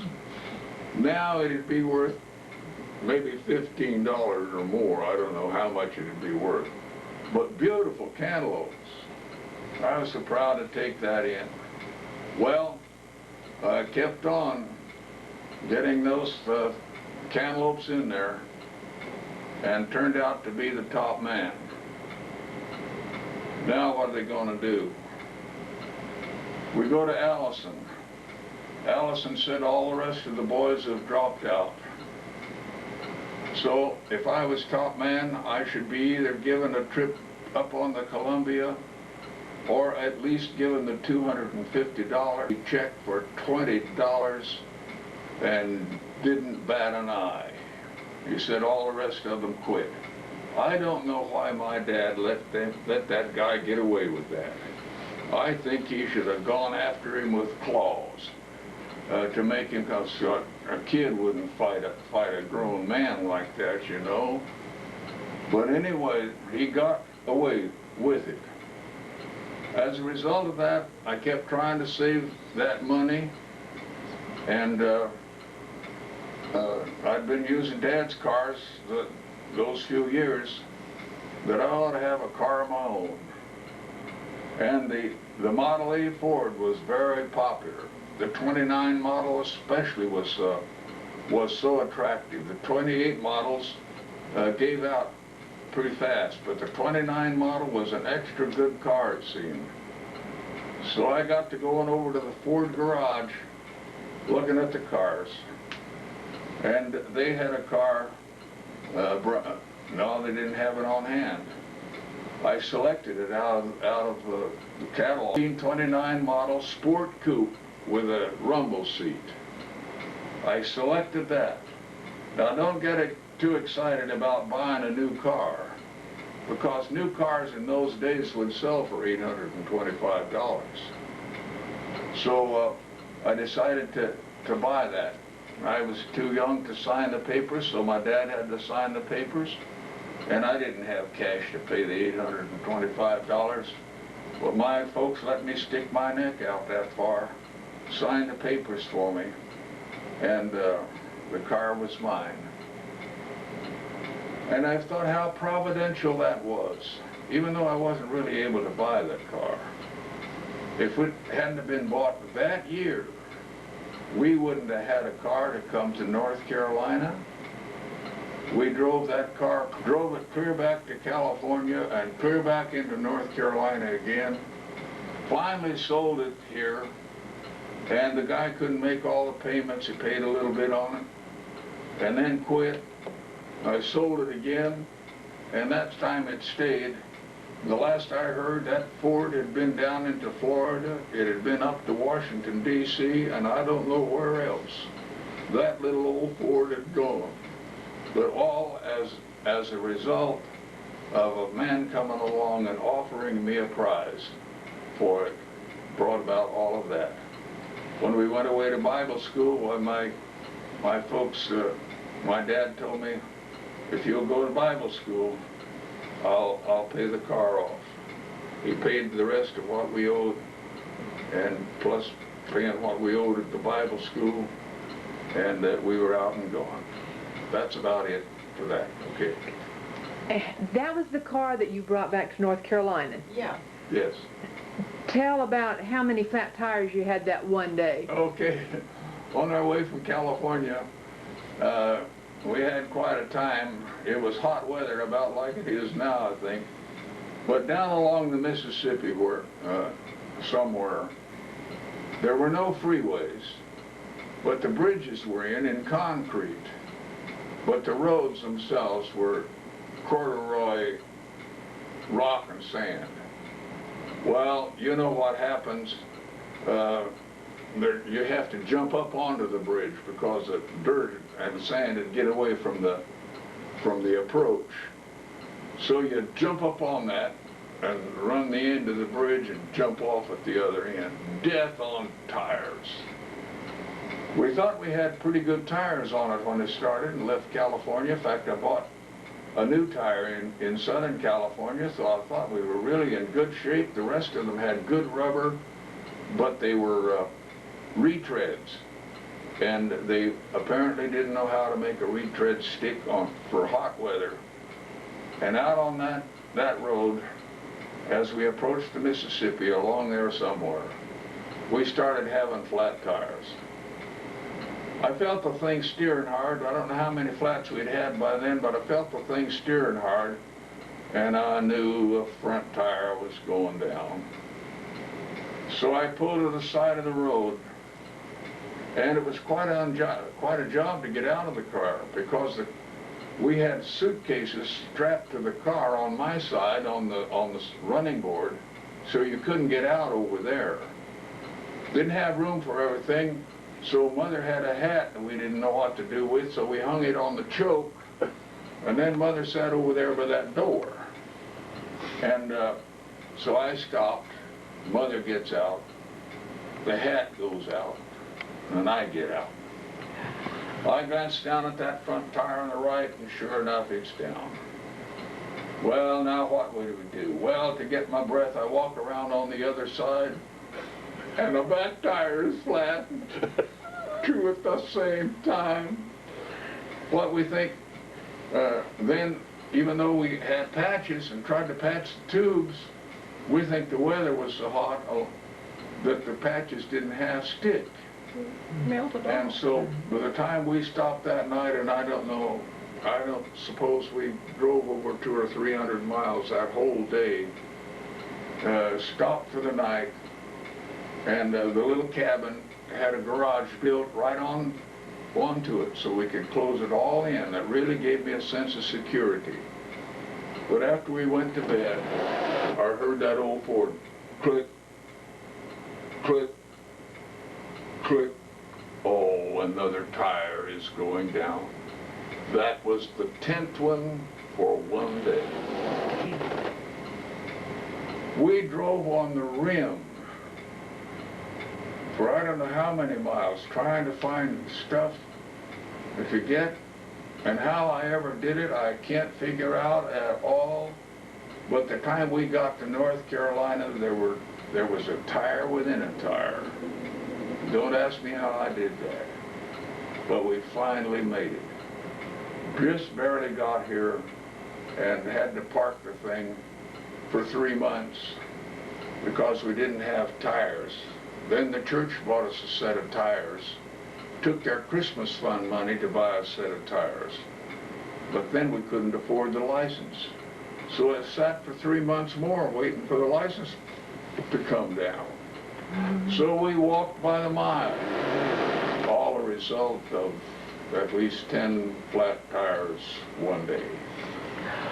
During our early days in North Carolina, we made 2 or 3 trips back home, and we'd usually get in on the fruit. Daddy was working with the peaches or the cantaloupes, whatever we're in then. And I can remember going out in the cantaloupe shed one day, and the man they called Cantaloupe Smith, he gave him that name because he dealt in cantaloupes. He came out and he said he wanted to find Mr. Story's patches. He said, "Where are Mr. Story's patches?" And we wanted to know, where does the guy usually wear his patches? We had a big chuckle over that. It didn't happen to be Cantaloupe Smith, but the story is the same. Oh, well, I thought it was Cantaloupe Smith. And the patches refer to the ground that you were The calling it? cantaloupe patch. They called him a patch. Yes.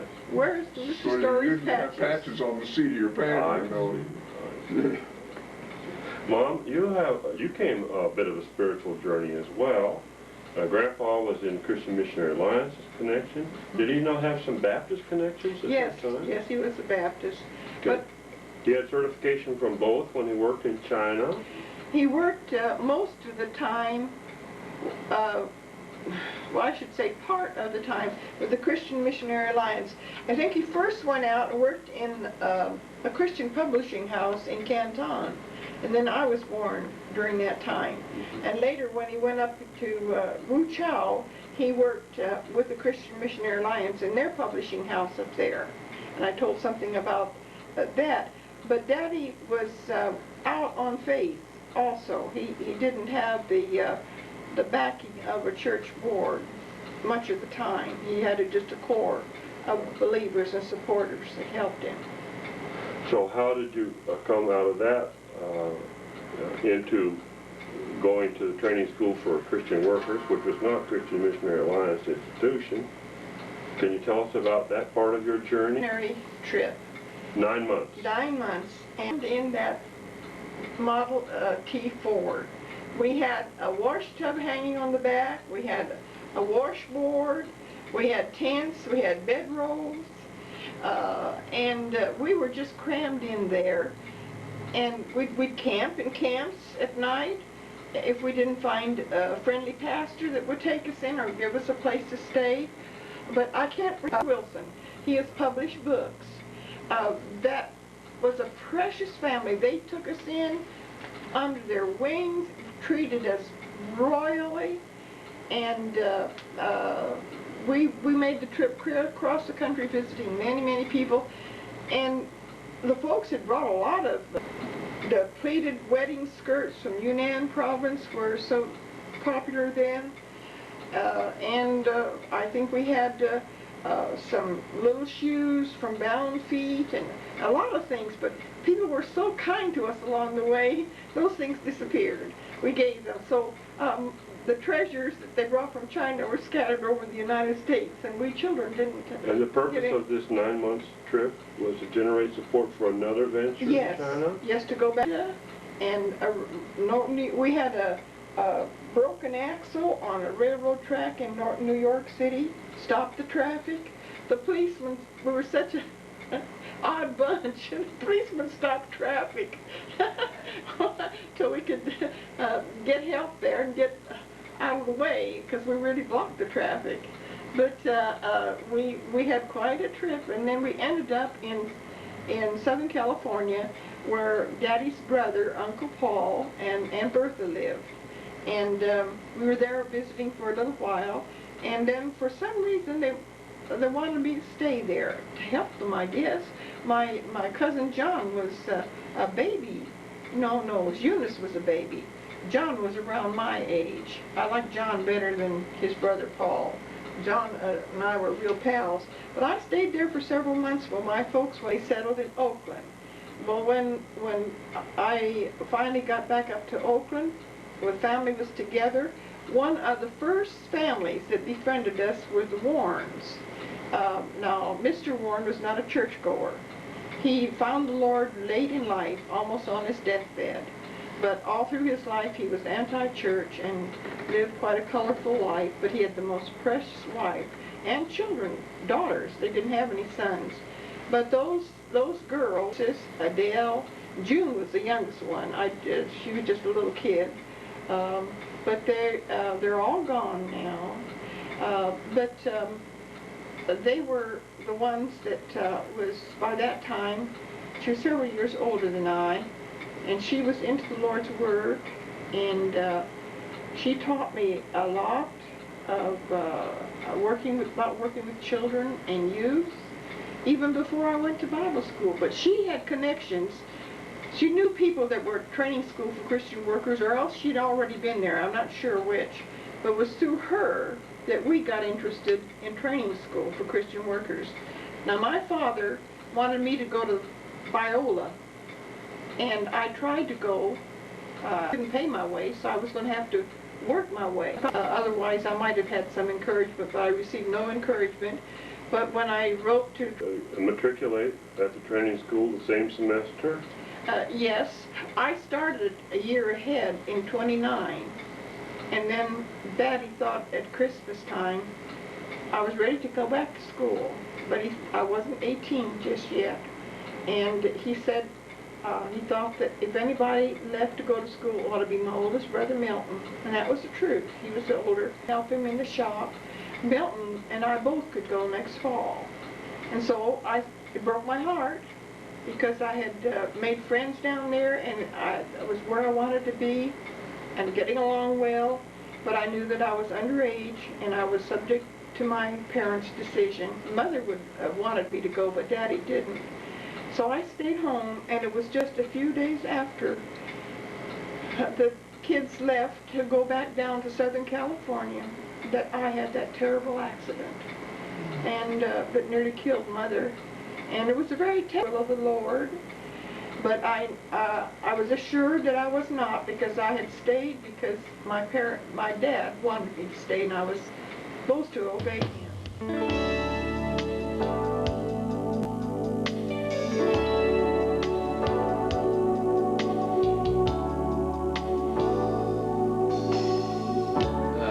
What I was wanting you to tell about was we painted a lot of houses together, didn't we, in Salem and in Portland?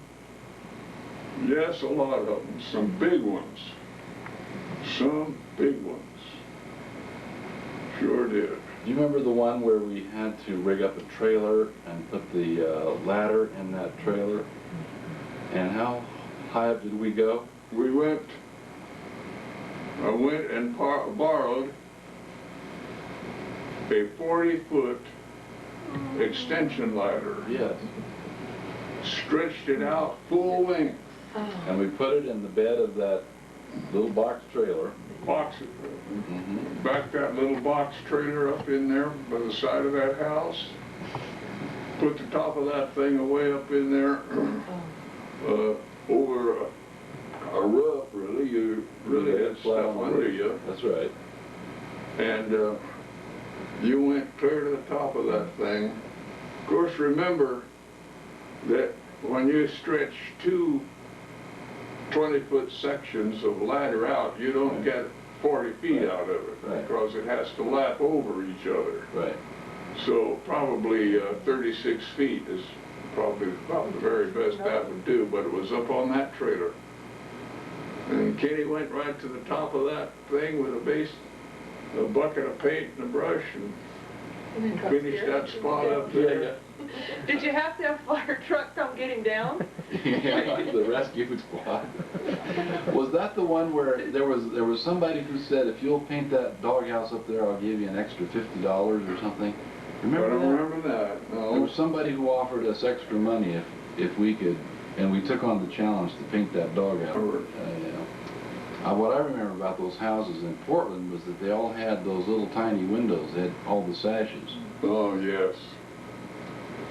Dormer windows. Vernon, when Vernon worked with us, that mostly in Salem, I think. He loved to do those little ones. And you just figure out a system and follow through, and you get along great. Just takes time, that's all. Speaking about putting the ladder up like that, when we were in Greensboro, Daddy was painting the outside of the church. He had to back the truck up and put a ladder in there and go over the awning that went of the side entrance. Oh, to get. So you could get up there. But after that, I didn't want to do any more. Did you watch? I prayed. Did you watch? I don't know. I don't know. I don't remember, but I know he did that night. I didn't want, that was the last. Well, he no more was like that. he was young then. He was only about 80 probably then, 82, Yeah, I was just a 83. kid then. Yeah. Well, in Salem, we worked for, or you had some deal with some real estate guy. Yes. And we used to go out on those jobs. He would send us out to fix up some houses.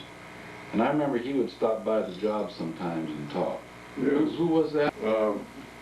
And he gave you a number of a house, and you went there and started to work on it. A neighbor, a woman, noticed you over there and wondered why you were over there, because you were supposed to be painting her house. I guess it was the guy that owned the place that you were working on came home and found you working on his house. Boy, that's This awful. is when we're still living in Salem? No, this was that was Colorado Springs, That's Daddy. Colorado Springs. Yeah. Well, who was the one in Salem, though? You had somebody like that. It was wasn't that the attorney that you did Lawrence his Brown? apartments? Lawrence Brown? Lawrence Brown. That's who it was. Lawrence Brown. Yeah, he Right. did all the work for him. I'm talking about way back when I was in junior high school. Yeah, well, that I must worked be in another the house, but I can't remember the occasion. You think I started it and was on the wrong house? No, no, I'm just thinking about the guy that you worked for in Salem. Oh, yeah, Joe Strobel, a real estate That man. was it. And he bought houses all over and he'd fix them up and sell them, you know. Yeah. Well, in Salem, I remember another occasion where we were working for that Lawrence Brown. Lawrence Brown, and we one day put a new pane of glass in a garage, and in a little while a bee came by that had been used to going through that empty place and flew right into that pane of glass because it was different. And you and I just rolled on the ground laughing when that bee hit that thing and dropped. You remember that? It wasn't funny to that bee, I don't think. About cracked his windshield, I think, when he hit that. I think maybe I faintly remember that. We used to laugh and laugh and laugh sometimes. Oh, I when we were know. painting. I can remember one time, this maybe needed to be deleted. What happened? Well, you went out to the garage to relieve yourself. Yes. Well, it had to And be some done. woman came out. And you couldn't stop. And what happened? He and H.A. were painting on the garage. And I was getting a little disturbed at them at that time because they were putting in time, but they weren't making any progress much. And I guess maybe there was a reason. And they didn't know anybody was around there just except us. And one of them said, "I wish I had a bucket." And the woman just happened to show up. And she says, "There's a 5-gallon bucket in the garage."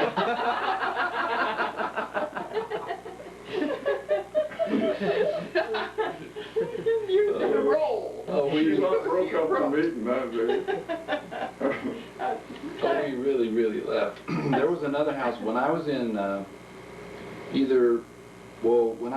when we were in Portland, I was a junior in high school. Because I went to Portland Christian High School as a junior. Yeah, that's right. Is that right? Yes, that is right. That is Because right. you went to Hudson Bay when you were a sophomore. That's And you right. went to That's Ron right. Fishman Jr. and That's SBC true. when you were senior. It's true. Yeah, I never went to the same high school twice. Yeah, well, they probably, everybody There was a within reason the for that. administration was grateful. There was a reason for that. Well, that junior year, that summer, we were painting those big houses down there on, what was it, Broadway or Burnside? Burnside. Clyde Burn? Wilders. Yeah, Wilders, The one down thing. there, Lois. And then Yeah. Yeah. But there were those great big houses, and we would put the ladder up, and they were close enough together. I remember one day we put the ladder right up between the houses, and we couldn't hold it. We were trying to go this way, and it went over against this house in the morning. It didn't do any damage, but that was another time when we just laughed and laughed and laughed. You probably don't remember that either, but it was so funny that morning that happened. It was funny to me. Well, we were doing a house down by Wilders. Remember the Wilders? Yeah, some The relation. lady next door, Catholic lady, we got really acquainted with her. She was a lovely person. And we were over eating our lunch in the shade one day, and we got to laughing about some fool thing. And I said, a man and his boy could just laugh together like that. We just had a lot of fun together. When I think back of it, I was proud of you boys. And you talk about hurting. I hurt when you went off to school in the fall of the year. I've been used to you. Well, you get ready, finish a house, for instance, and you got a lot of stuff to pick up. Buckets all over and paint cloths to fold up and get someplace. And you'd jump right into that and get it over with in minutes. But when I had it all to do alone, it took me quite a while to get that. So I really appreciated you boys. Now, do you remember when I was like in the, I don't know, in elementary school, you got me a wind-up train with a track. I think so. Yeah, And you hid it in the garage underneath the whole pile of drop cloths. Did I ever tell you that I found that before Christmas? Were you playing with it? No, but I found it. I knew I was going to get that before. I've been told that things happened that I didn't know anything about. There's a lot more. Some I didn't. Just You'd so rather that not know. Yeah. Another time we had a big laugh was in Vancouver, Washington. Remember I built that boat in the basement of the church? Yes. So big you couldn't get it out of there. That's right. And when we went up to Kidney Lake, we call it Kidney Stone Lake. Yeah. The only picture I have of that boat is with you, Becky, in the boat.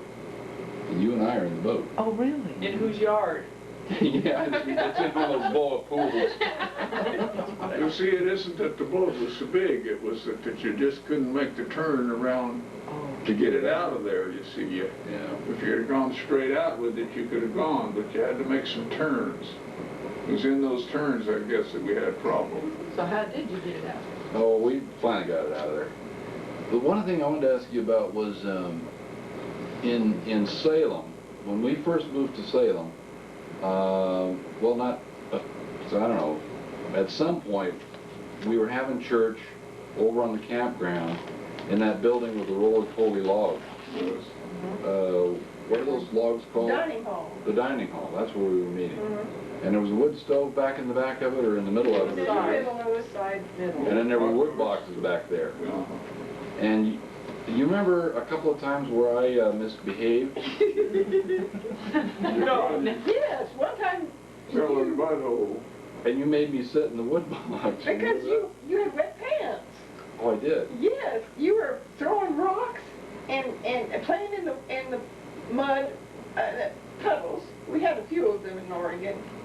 And I warned you, and we couldn't take you back home. You sat down in one of those puddles. And so, out of the graciousness of my heart, I put you back there where it was warm. You made me sit in the wood box. Yes, and you could sure. dry out. Well, I'm sure that was a long service. Probably about as long as the one when I got sat on. What was that? Was that in the dining hall or had we moved over to the church? I remember that. You couldn't remember it. That was in the dining I was hall. too young.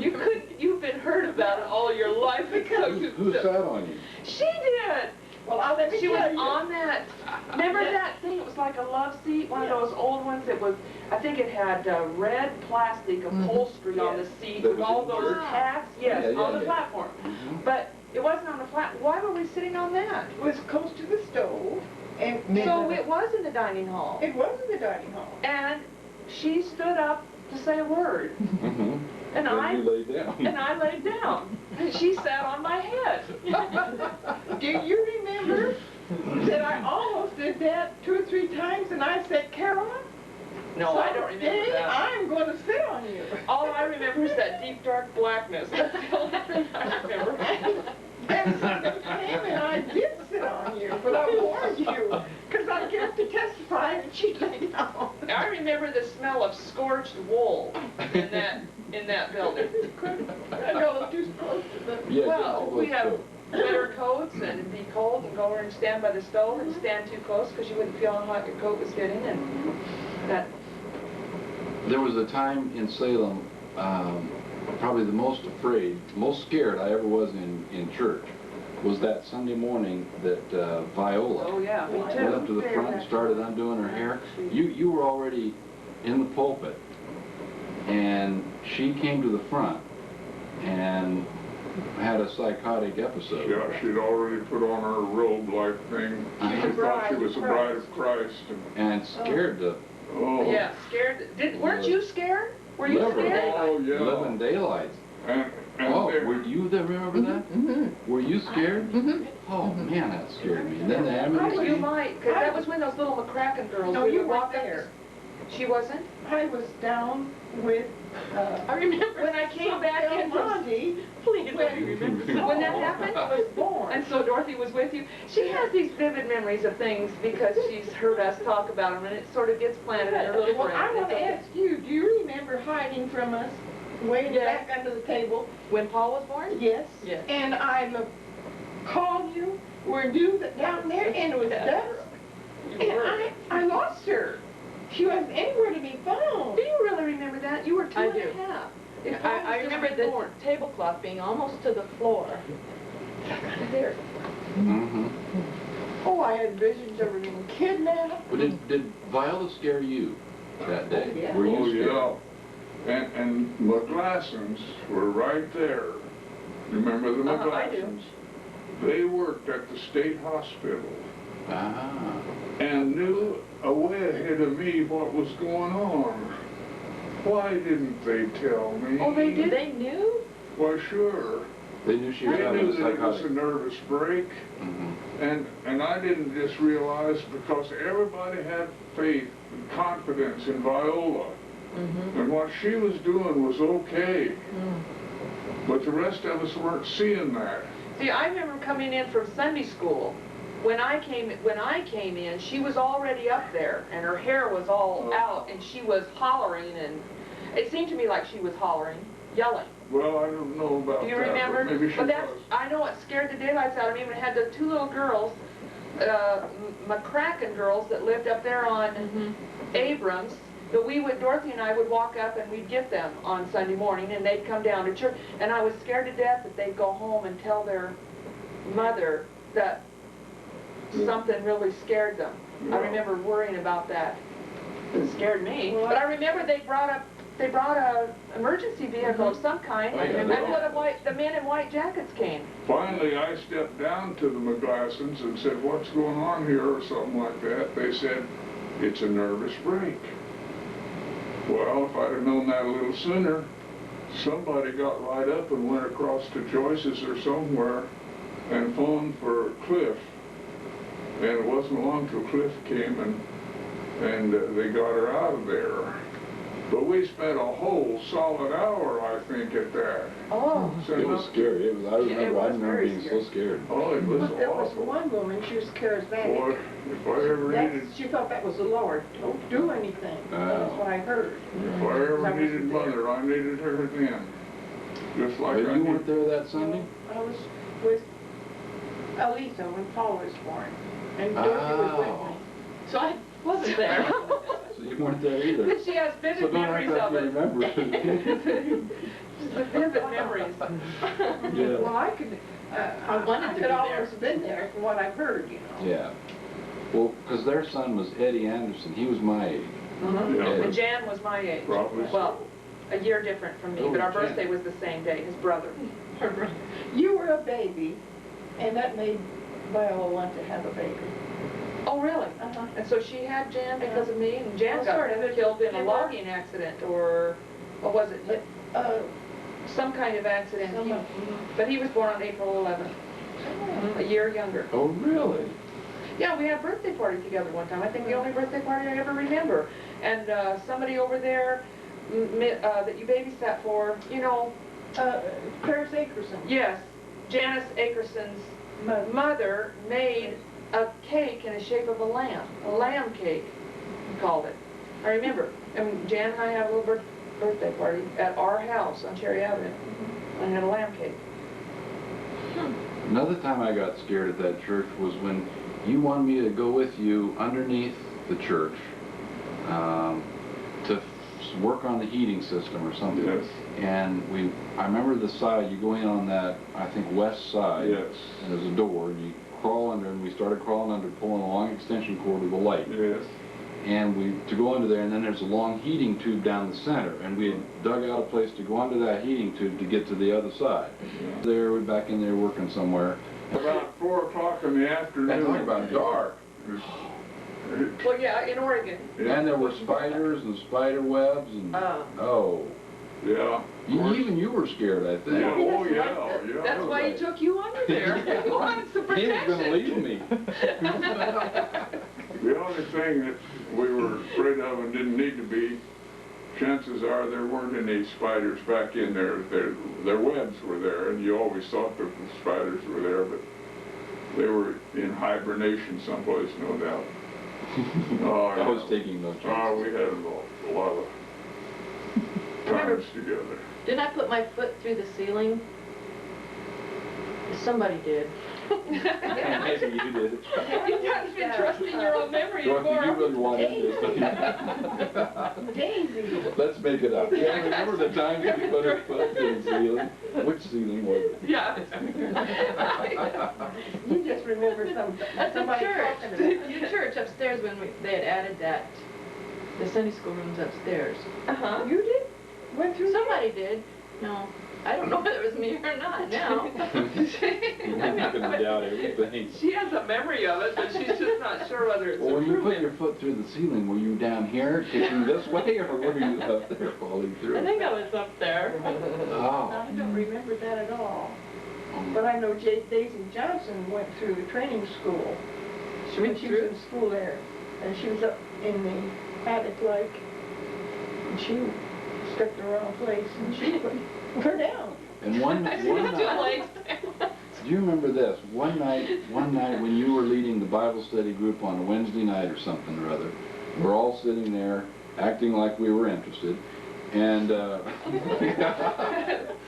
and somebody had one of those little clickers. No, it was Fingernail fingernail clippers. clippers, And they were and you thought it was one of those. Gary Shippey. Oh, One of those clicker things that we got at camp meeting. Yeah.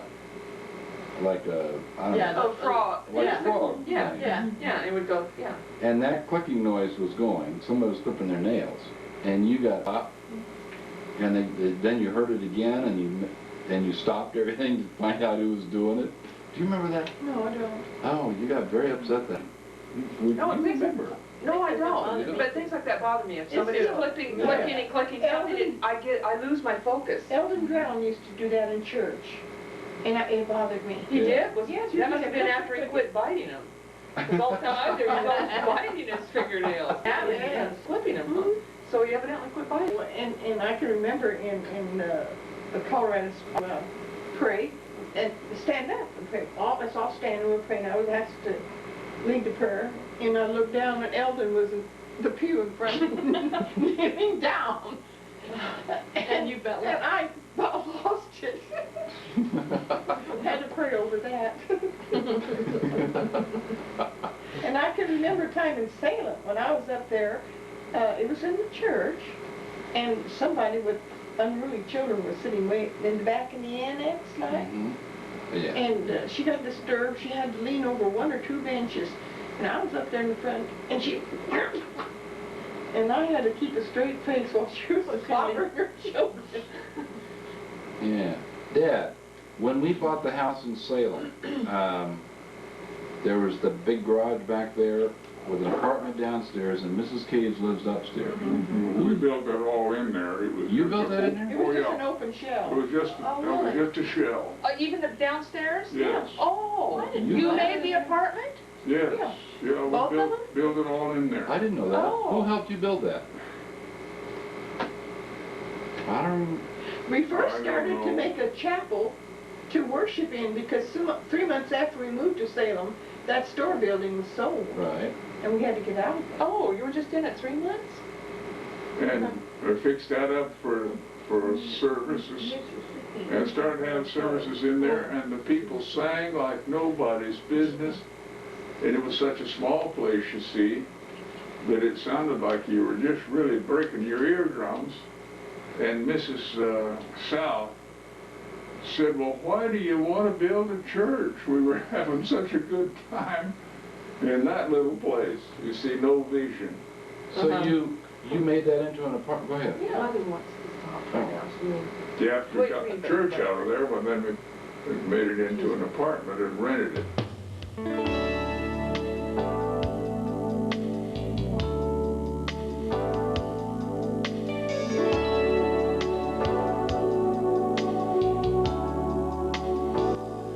Daddy, can you tell us how you and Mother met and what your feelings were when you first saw her?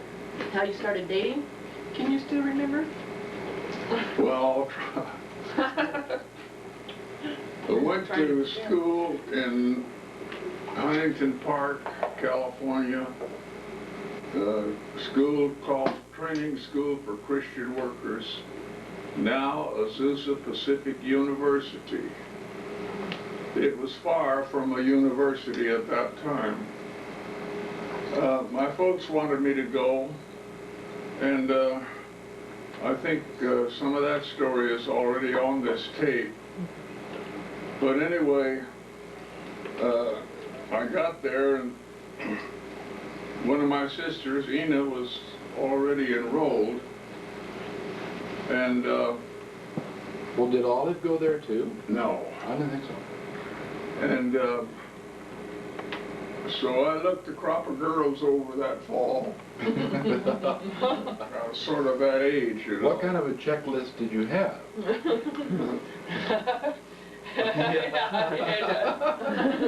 And started checking them all. And I said to myself, there's not one thing here for me. I'm just out of luck. I might as well go back home. And then somebody said, there's a missionary daughter coming, missionary's daughter, from China. Well, I better stick around until I find out what this is about. So in 2 or 3 days, she was there. I happened to be up in the boys' dormitory, one of the fellows' rooms, and it had a little balcony on it, and I believe I was standing out on that balcony. And Mother came out from the girls' dorm that I could see across the way and went into to another building, a small building out in back that they called the washroom. And my heart made a flip and said, that is her, just has to be her. Huh. Well, I didn't have any other choice, you see. Checked all of the others off. I'd run out of choices. But she had to be the one. So I set my heart to get acquainted with her as soon as I could. And it wasn't long until they passed a law in the school that couples couldn't go out together unless they went to the principal's home. The girl or the boy, either one, would go to the principal's home and wait until the other one arrived, and then they would go from there on their date. We didn't bat an eye. Makes sense. If Grace beat me there, well, I'd go and we'd get together. And I had that Model A Ford that time, it was only a year old. Nice car. And we would go out together on like a Saturday night. Didn't have any place to go, didn't have any money, and didn't know where to go if we did, because there were so many things in the world we didn't take part in. But we would get together, and right away we clicked it off.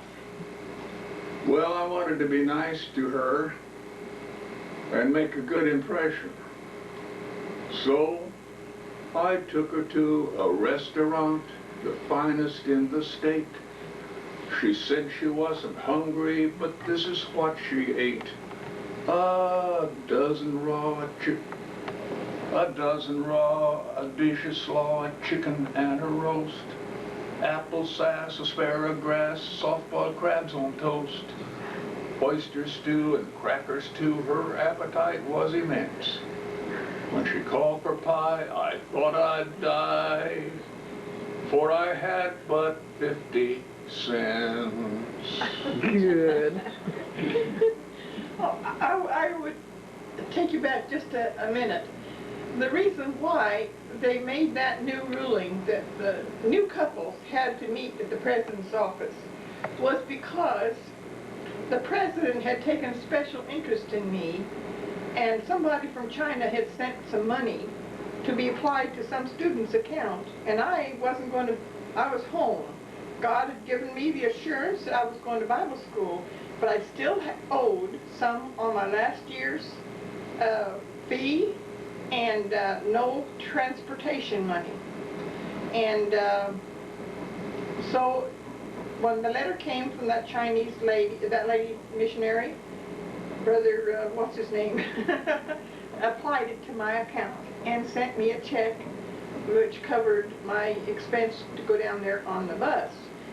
And they didn't want me to get involved with a young man and get my eyes off of what the Lord would have me to do. And they thought that they'd make it a little difficult for us to go together and to cool our romance, I guess. So what did you like about him when you saw him? Well, I liked his name, first of all. I told about that in the other. Oh, you did? Yeah. I fell in love. You like my brown jacket too, I think. Well, he was neat, he was tall, he was polite, and he was one I was looking for. Well, do you have the picture, Becky, to include at this point of Mom sitting on the running board of a car?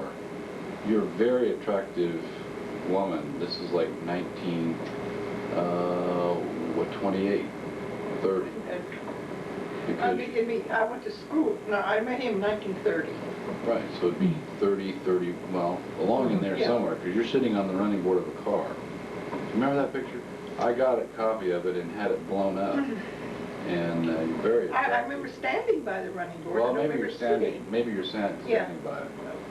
It's somewhere around Is here. that Maddie's car? Mm-hmm. Uh-huh. I don't know if it's his car or not. Come to think of it. I think it was. Yeah? I think we were in the process of leaving California Uh-huh. to start our trip across the country. Then there's another picture of you and Aunt and Uncle Louie, I think, out in the country somewhere or something. But you're all dressed up, but you're having out at a picnic or something May have been along a a school picnic.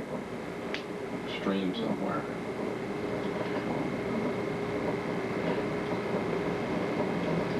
So what do you want to ask about, Dorothy? But anyway, we cooked it off pretty well and went steadily for the 3 years. And then people got to talking about us, where we were going to go when we graduated. Well, there was a church over in the Imperial Valley there in California, a Friends Church, which it might have been pretty good. I think they were offering $25 a week, and that was a lot of money in those days. Because we eventually came to North Carolina, if we got $3 a week, we were fortunate. But anyway, Roy and Hannah Phillips came from North Carolina out there, and Roy made quite an impression on me one morning in chapel when he talked about what had happened to them. He said, God, they had been in pastoral work, said God has supplied all of our needs and most of our wants. And I thought, well, that sounds pretty good to me, if God will do that for me. And so we got to talking to them about coming to North Carolina. And they got to talking to us about going to the mountains of North Carolina, up around Asheville.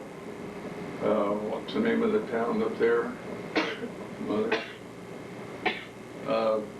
Hertford? Boone? Not Boone. Hertford? No, Hertford. Elkins? Well, anyway, just this summer, we had the chaparral up there, and went through some of those same towns where we would have been. And I've been thinking ever since and thought about it a lot up there. I wonder what the history of life would have been had we gone there instead of to this other place.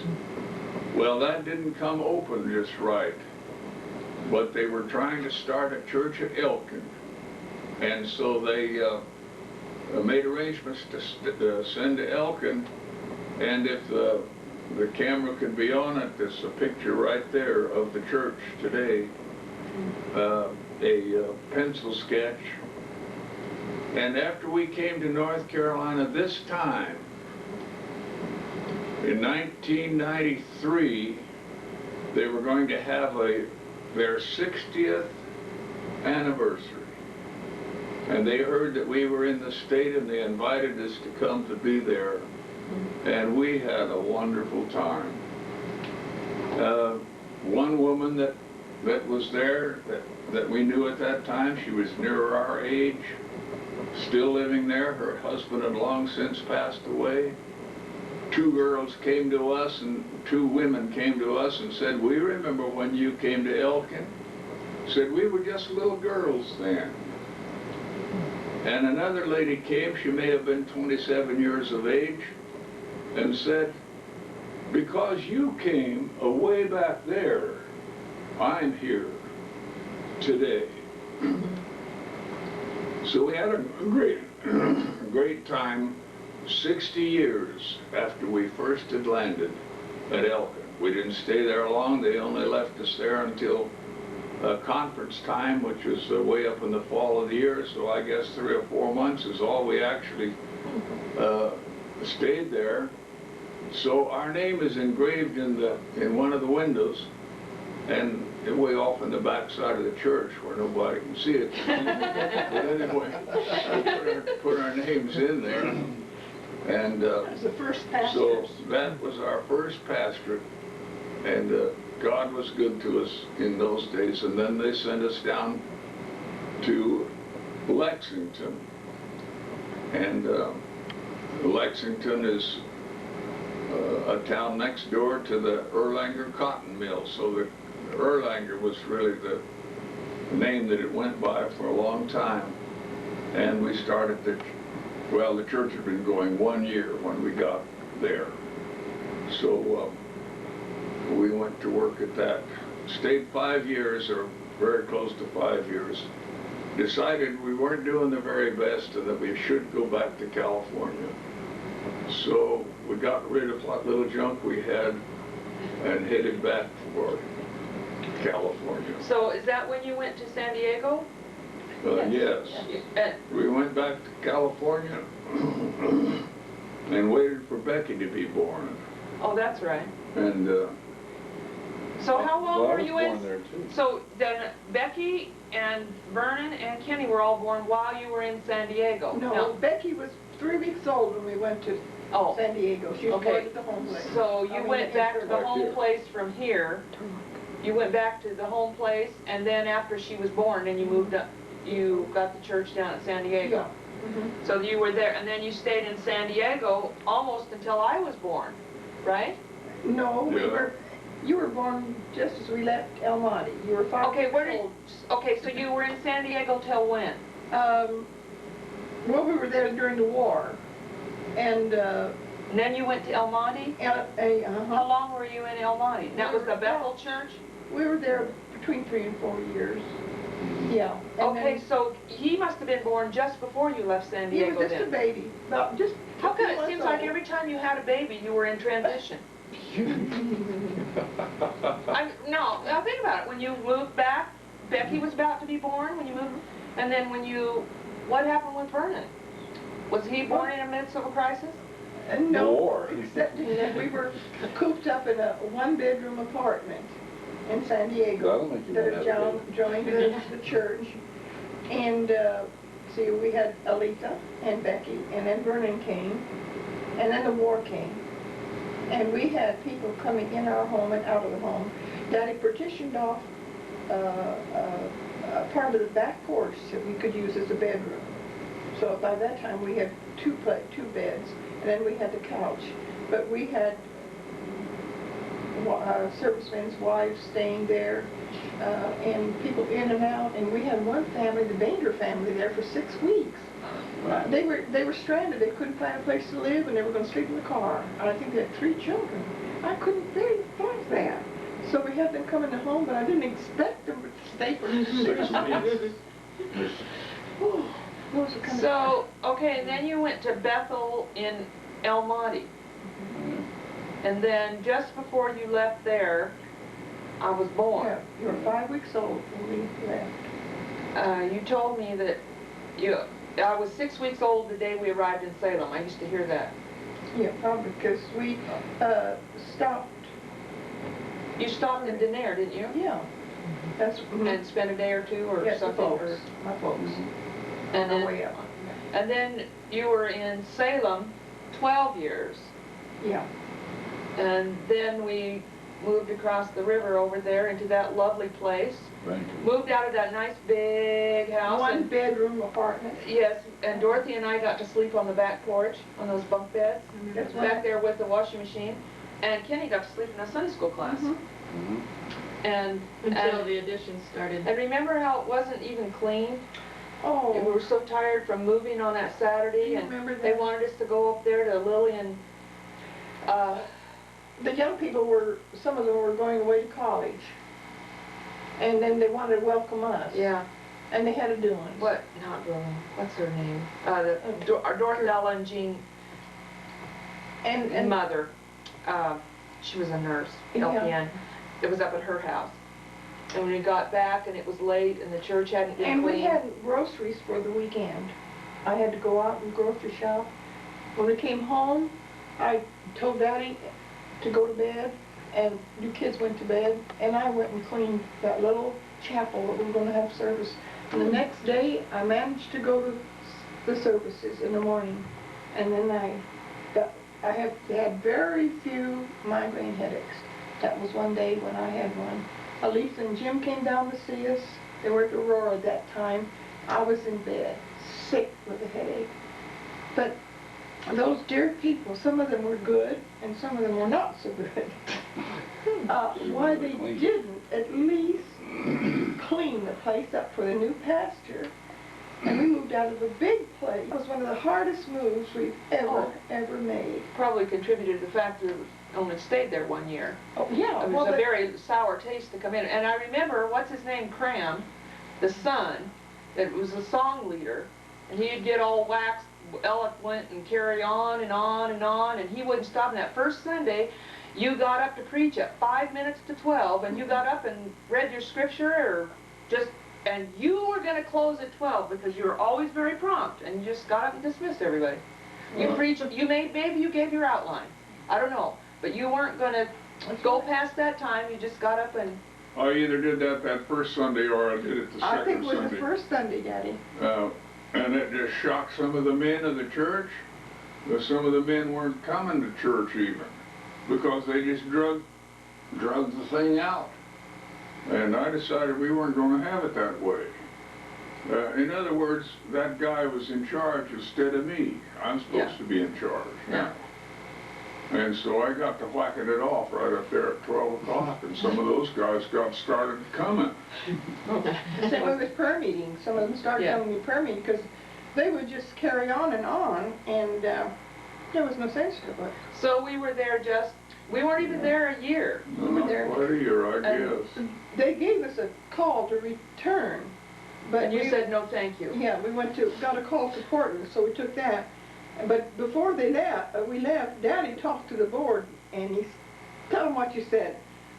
When the pastor talks to you, don't sit there with your heads down. There was a church boss, and if he didn't say anything, why the others didn't. Yeah, when anything would come up. For instance, a fellow that worked in timber quite a bit, he had a whole stack of 2x6s.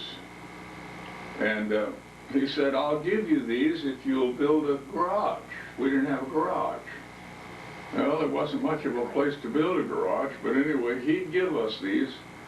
We'd do that. And they just sat there and looked at the floor Wouldn't give them permission. until the church boss spoke. Then they'd all swing with her. They refused that stack of timber. Huh.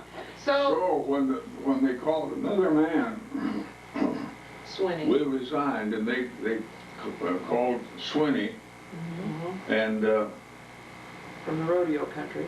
so before we left, in my farewell speech to the board, I said, well, now when your new pastor comes and makes suggestions about what he'd like to do, I said, don't just sit there and look at the floor. If you don't agree with him, tell him so. So, shocked the life out of them. yeah. Then we went over to Portland for 3 years, and then we were all in that move to Colorado Springs, the big caravan. Yeah. When Ken drove the truck, and the trailer was pulled behind, wasn't it? Was the trailer pulled behind the truck or the? Yeah, we both had trailers. Okay, their trailer. Camp trailer. And then Shasta. yes, that trailer, yeah.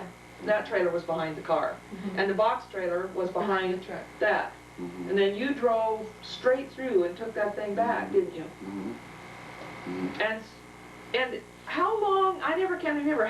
What year was it that you retired? Or from Colorado Springs. 77.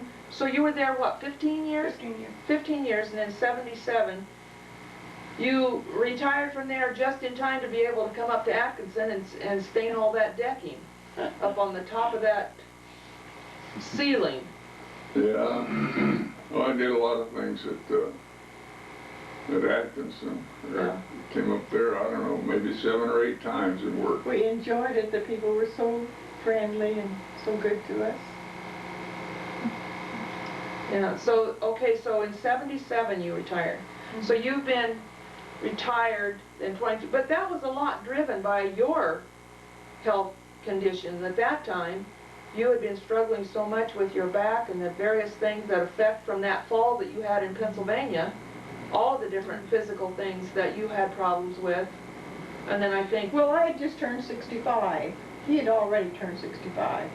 And we retired I was 65 in May, and we retired with that conference year. oh, okay, I couldn't remember. We were there 1 year to enjoy the church after it was renovated. Yeah, And, that's the way it Only works. one? You're- Oh. Most people don't even get to stay a year, I think, after you have major renovation. yeah, there was some that I hoped that we would go, but we stayed on. But when we left Salem, it was so hard. I said I never wanted to stay another place that long. And then when we went to Colorado Springs, we stayed 15 years. Did you think it was harder after the kids were gone? Did you think? Oh, yes. Much harder. Oh, yes. Oh, We missed the yeah. kids. Oh, Why? yeah. You even missed me? Children. It was a young nice miss people. in your case. They're all young people. When you kids were growing up, we had children more in Sunday school. When you were young people, we had more young people coming. And when all that was gone, It was just you. yes, we didn't have I know that magnet- feeling. We didn't have the magnet power that you kids had. You know, remember, I don't know whether you do or not, but I remember telling you that you can make or break our ministry. I do remember that. And what you did What a was- load. But I also said that if you were I thought you were accused falsely, I would defend you. But if I felt you were guilty, I would not defend you. So we don't want to get into those stories, do we? We had that kind of philosophy, but look, it worked. It worked. Look how you kids turned out. Yeah, all of you are a credit to. The You've human done race. wonders. You've been a blessing to humanity. And there's a lot of families that haven't done that. Well, I think Well, thank you. you set a pattern for being kind to people that I think has carried, I think everybody in our family has a compassion for people. And that's because we saw that modeled. And one thing we didn't see was you tearing down people. That's right. Or, in fact, it was almost, I think sometimes it was almost too much you did not share with us, because I think I was not prepared for what it was really like, because you protected us, you know, and not that you should have done it any differently, I'm not saying that, but I thought that it was easier to work with people than it was, Oh. because I didn't see you complaining and griping and talking negatively about people that were giving you problems, and I know they did. Yeah. Now, very few things I knew about. Now, I knew that the situation in Vancouver, there was some scary things there with the cram girl, Lillian, who was kind of threatening you. Yes. And some of those things. But by then I was a teenager, and some of that I think you shared maybe a little bit more. But mostly, we didn't know the grief and the struggles that you had, and I admire that because you kept it to where, because in a way, sometimes it would have been nice to have known some things, but it would have been too big of a burden to carry, for us to carry as kids without saying anything. And you knew that we would not keep our mouths shut. We did not want to prejudice you against anybody. Right. And I remember I always tried to put the best construction. Sandy would get on to you about your nose, and I tried to make the best out of it. What was wrong with Dorothy's nose? Nothing. It was Just like her mother's. It's teenage jealousy. That's all it was. Oh. But Sandy's still a good friend of ours. And at Portland, believe me, that was a shock to us. We didn't know what was going on. Right. When you got sort of. Yes. And then before we left, they almost begging us to stay.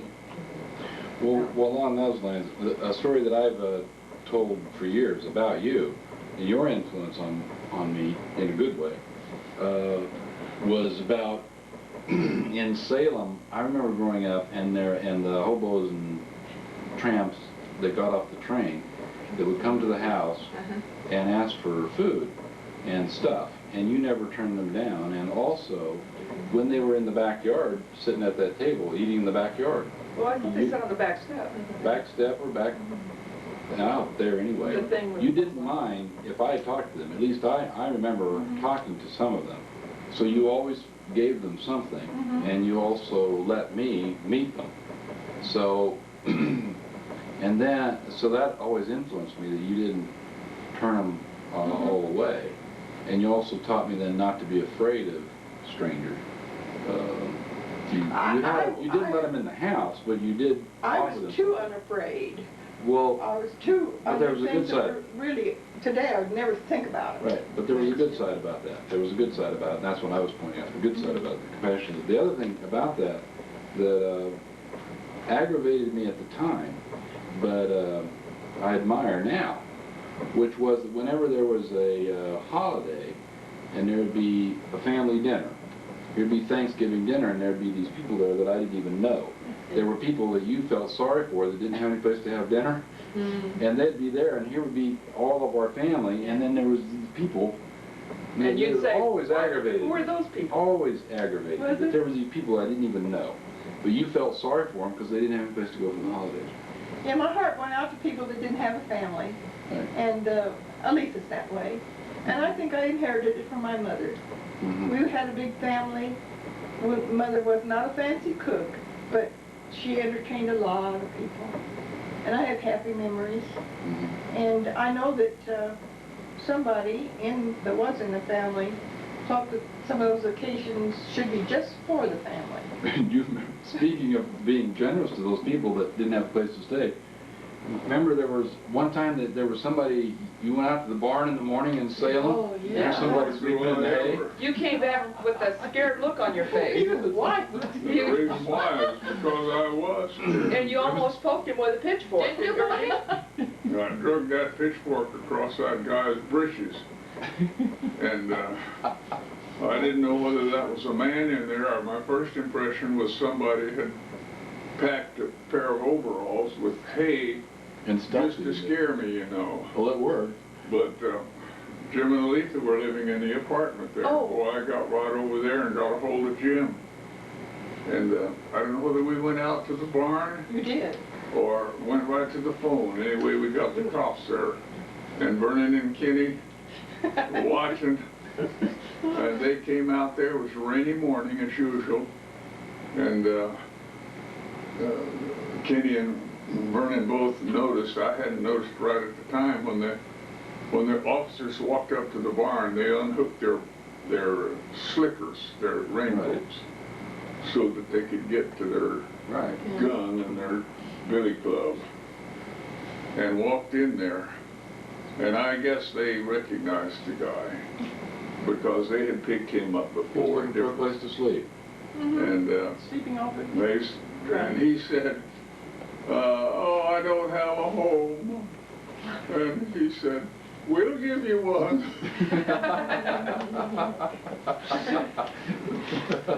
And then they took him off to jail, and I felt so sorry because I think Thanksgiving was coming up. And I thought about that poor man in jail. And lo and behold, before Thanksgiving came, here came a police car. And out of the police car came that man.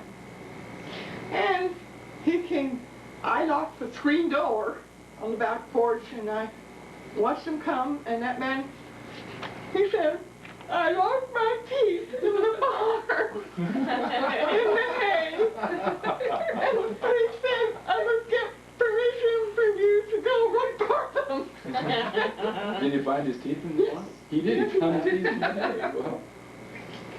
And I had an opportunity to tell him that God had a better life for him. And he admitted that he didn't always live that way, but he had marital problems, and I think his home was across town. He just got mixed up. He was in the wrong direction. Barn. That was. And do you remember when our chicks were stolen? Yes, I do. Right out of the basement. Right. Out of the basement. Uh-huh. And it went to the Associated Press. Yeah. Reverend Story's flocks stolen. Yeah, right. It was Jay Leno's I've got headlines. that somewhere in there. Yeah, it's still in the notebook, I think. I think it was that fella that followed Daddy home and when you got sawdust down there, and he watched you shoveling sawdust in the, Oh. and he probably could see that we had chickens down there. They were left by the mother, and so Daddy had put claws Right. down there to simulate feathers and had them in a box Right. with a bulb, and they were getting all fine. Right. They were And grown. lo and behold, they all disappeared. And I think it was that fellow. Dorothy, you haven't said anything yet. That's right. Then you will. I still am not sure if I remember all this. You did grow up in this family? Well, one thing I think is really great is that I think we're a very intelligent group of people, because so many families never think about sitting down and talking about this and making some kind of permanent record, and then people pass on and they don't know where they came from and what history is in their family, and some of the things that we've shared today, different things, stories that we remember, things that happened to us, things that we remember, some of them that didn't even happen. Why is she looking at me? But we talk about them as if they did happen. And, Yeah, well, thank you for being so open-minded and open-hearted about it all. well, thank you. Whether we have the record all straight. Yeah. It sounds like a good story.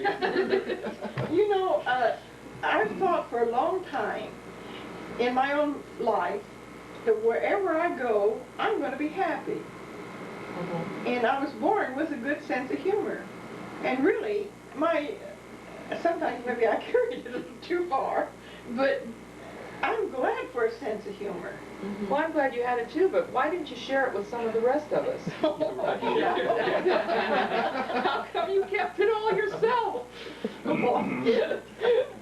The previous part of this tape was done in July and August of 1999. Soon after that taping, Dad went downhill physically and mentally.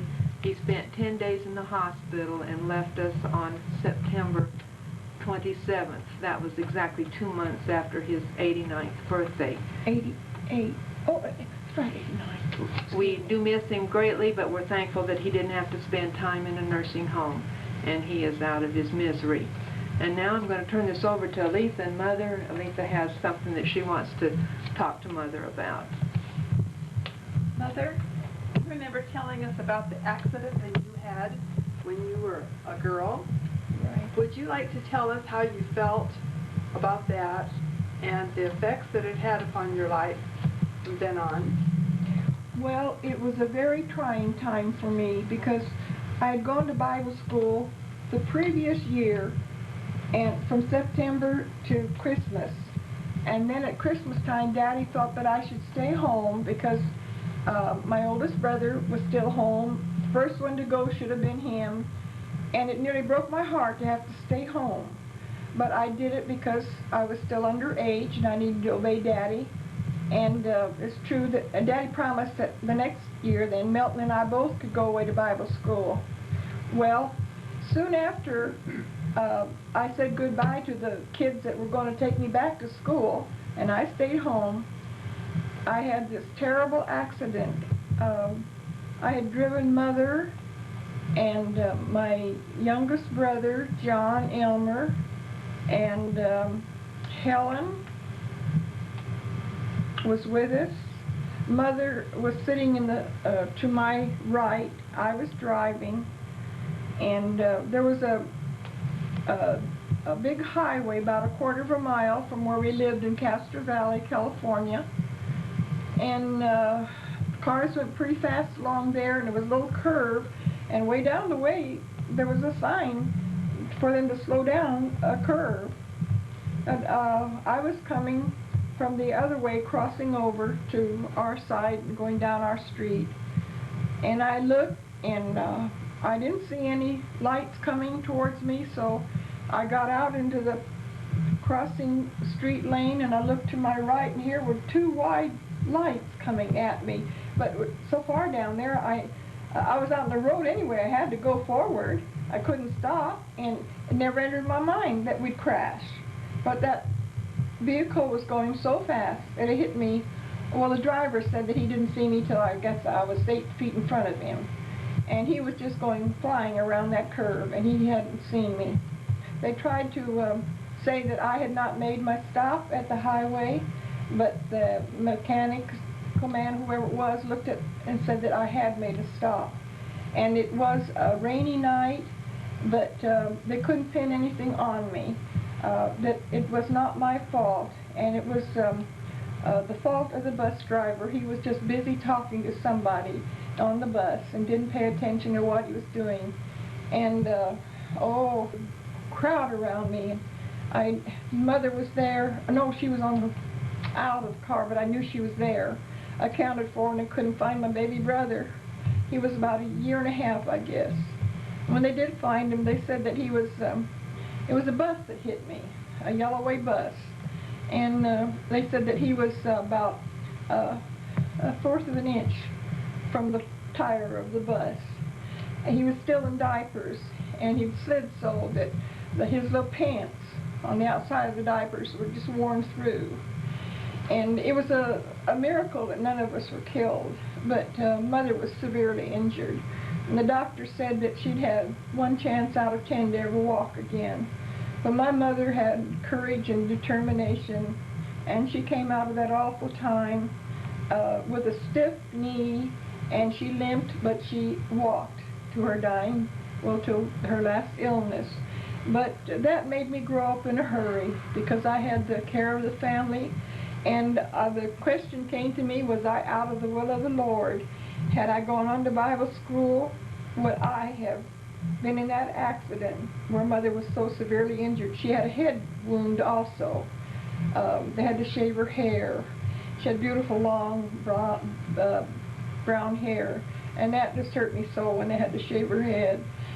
But Daddy talked to me. He said that if he had been driving his car, the car I drove was a Ford Touring, and they had isinglass windows. Daddy would be driving a car with glass windows, and he said that there would have been much more injury if he had been driving that car and that happened to him. So that comforted me a bit, and but I did have a struggle, wondering if I was out of the will of the Lord, and that happened because I had not gone back to Bible school.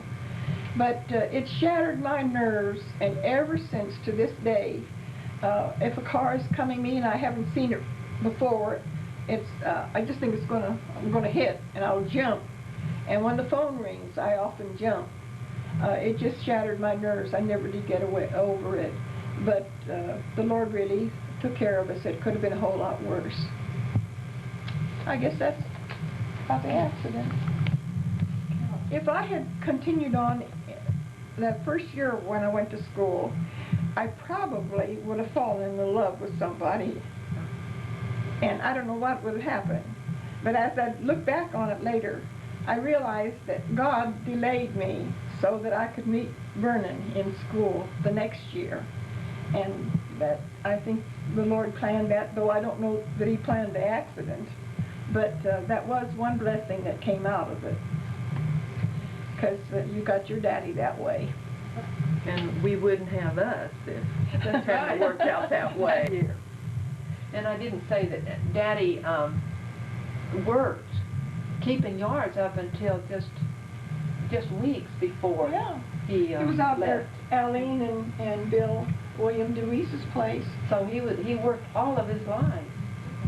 He loved it. He enjoyed it. That's unusual for someone to be that advanced and do that much.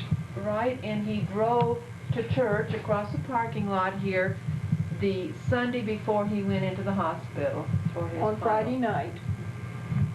And all that time, never once did he give an indication to me that he was unsure. His mind was still just as sharp. He knew where he was going. But looking back on it now, God must have had his hand on us, because he was, by the time he went to the hospital that Friday, he didn't know hardly how to walk. He didn't know how to use the walker. He'd gone down so fast.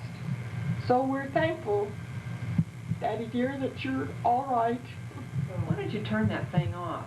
There comes a time when we're at the end of productive speech. In other words, we're just What being is natural. prophecy?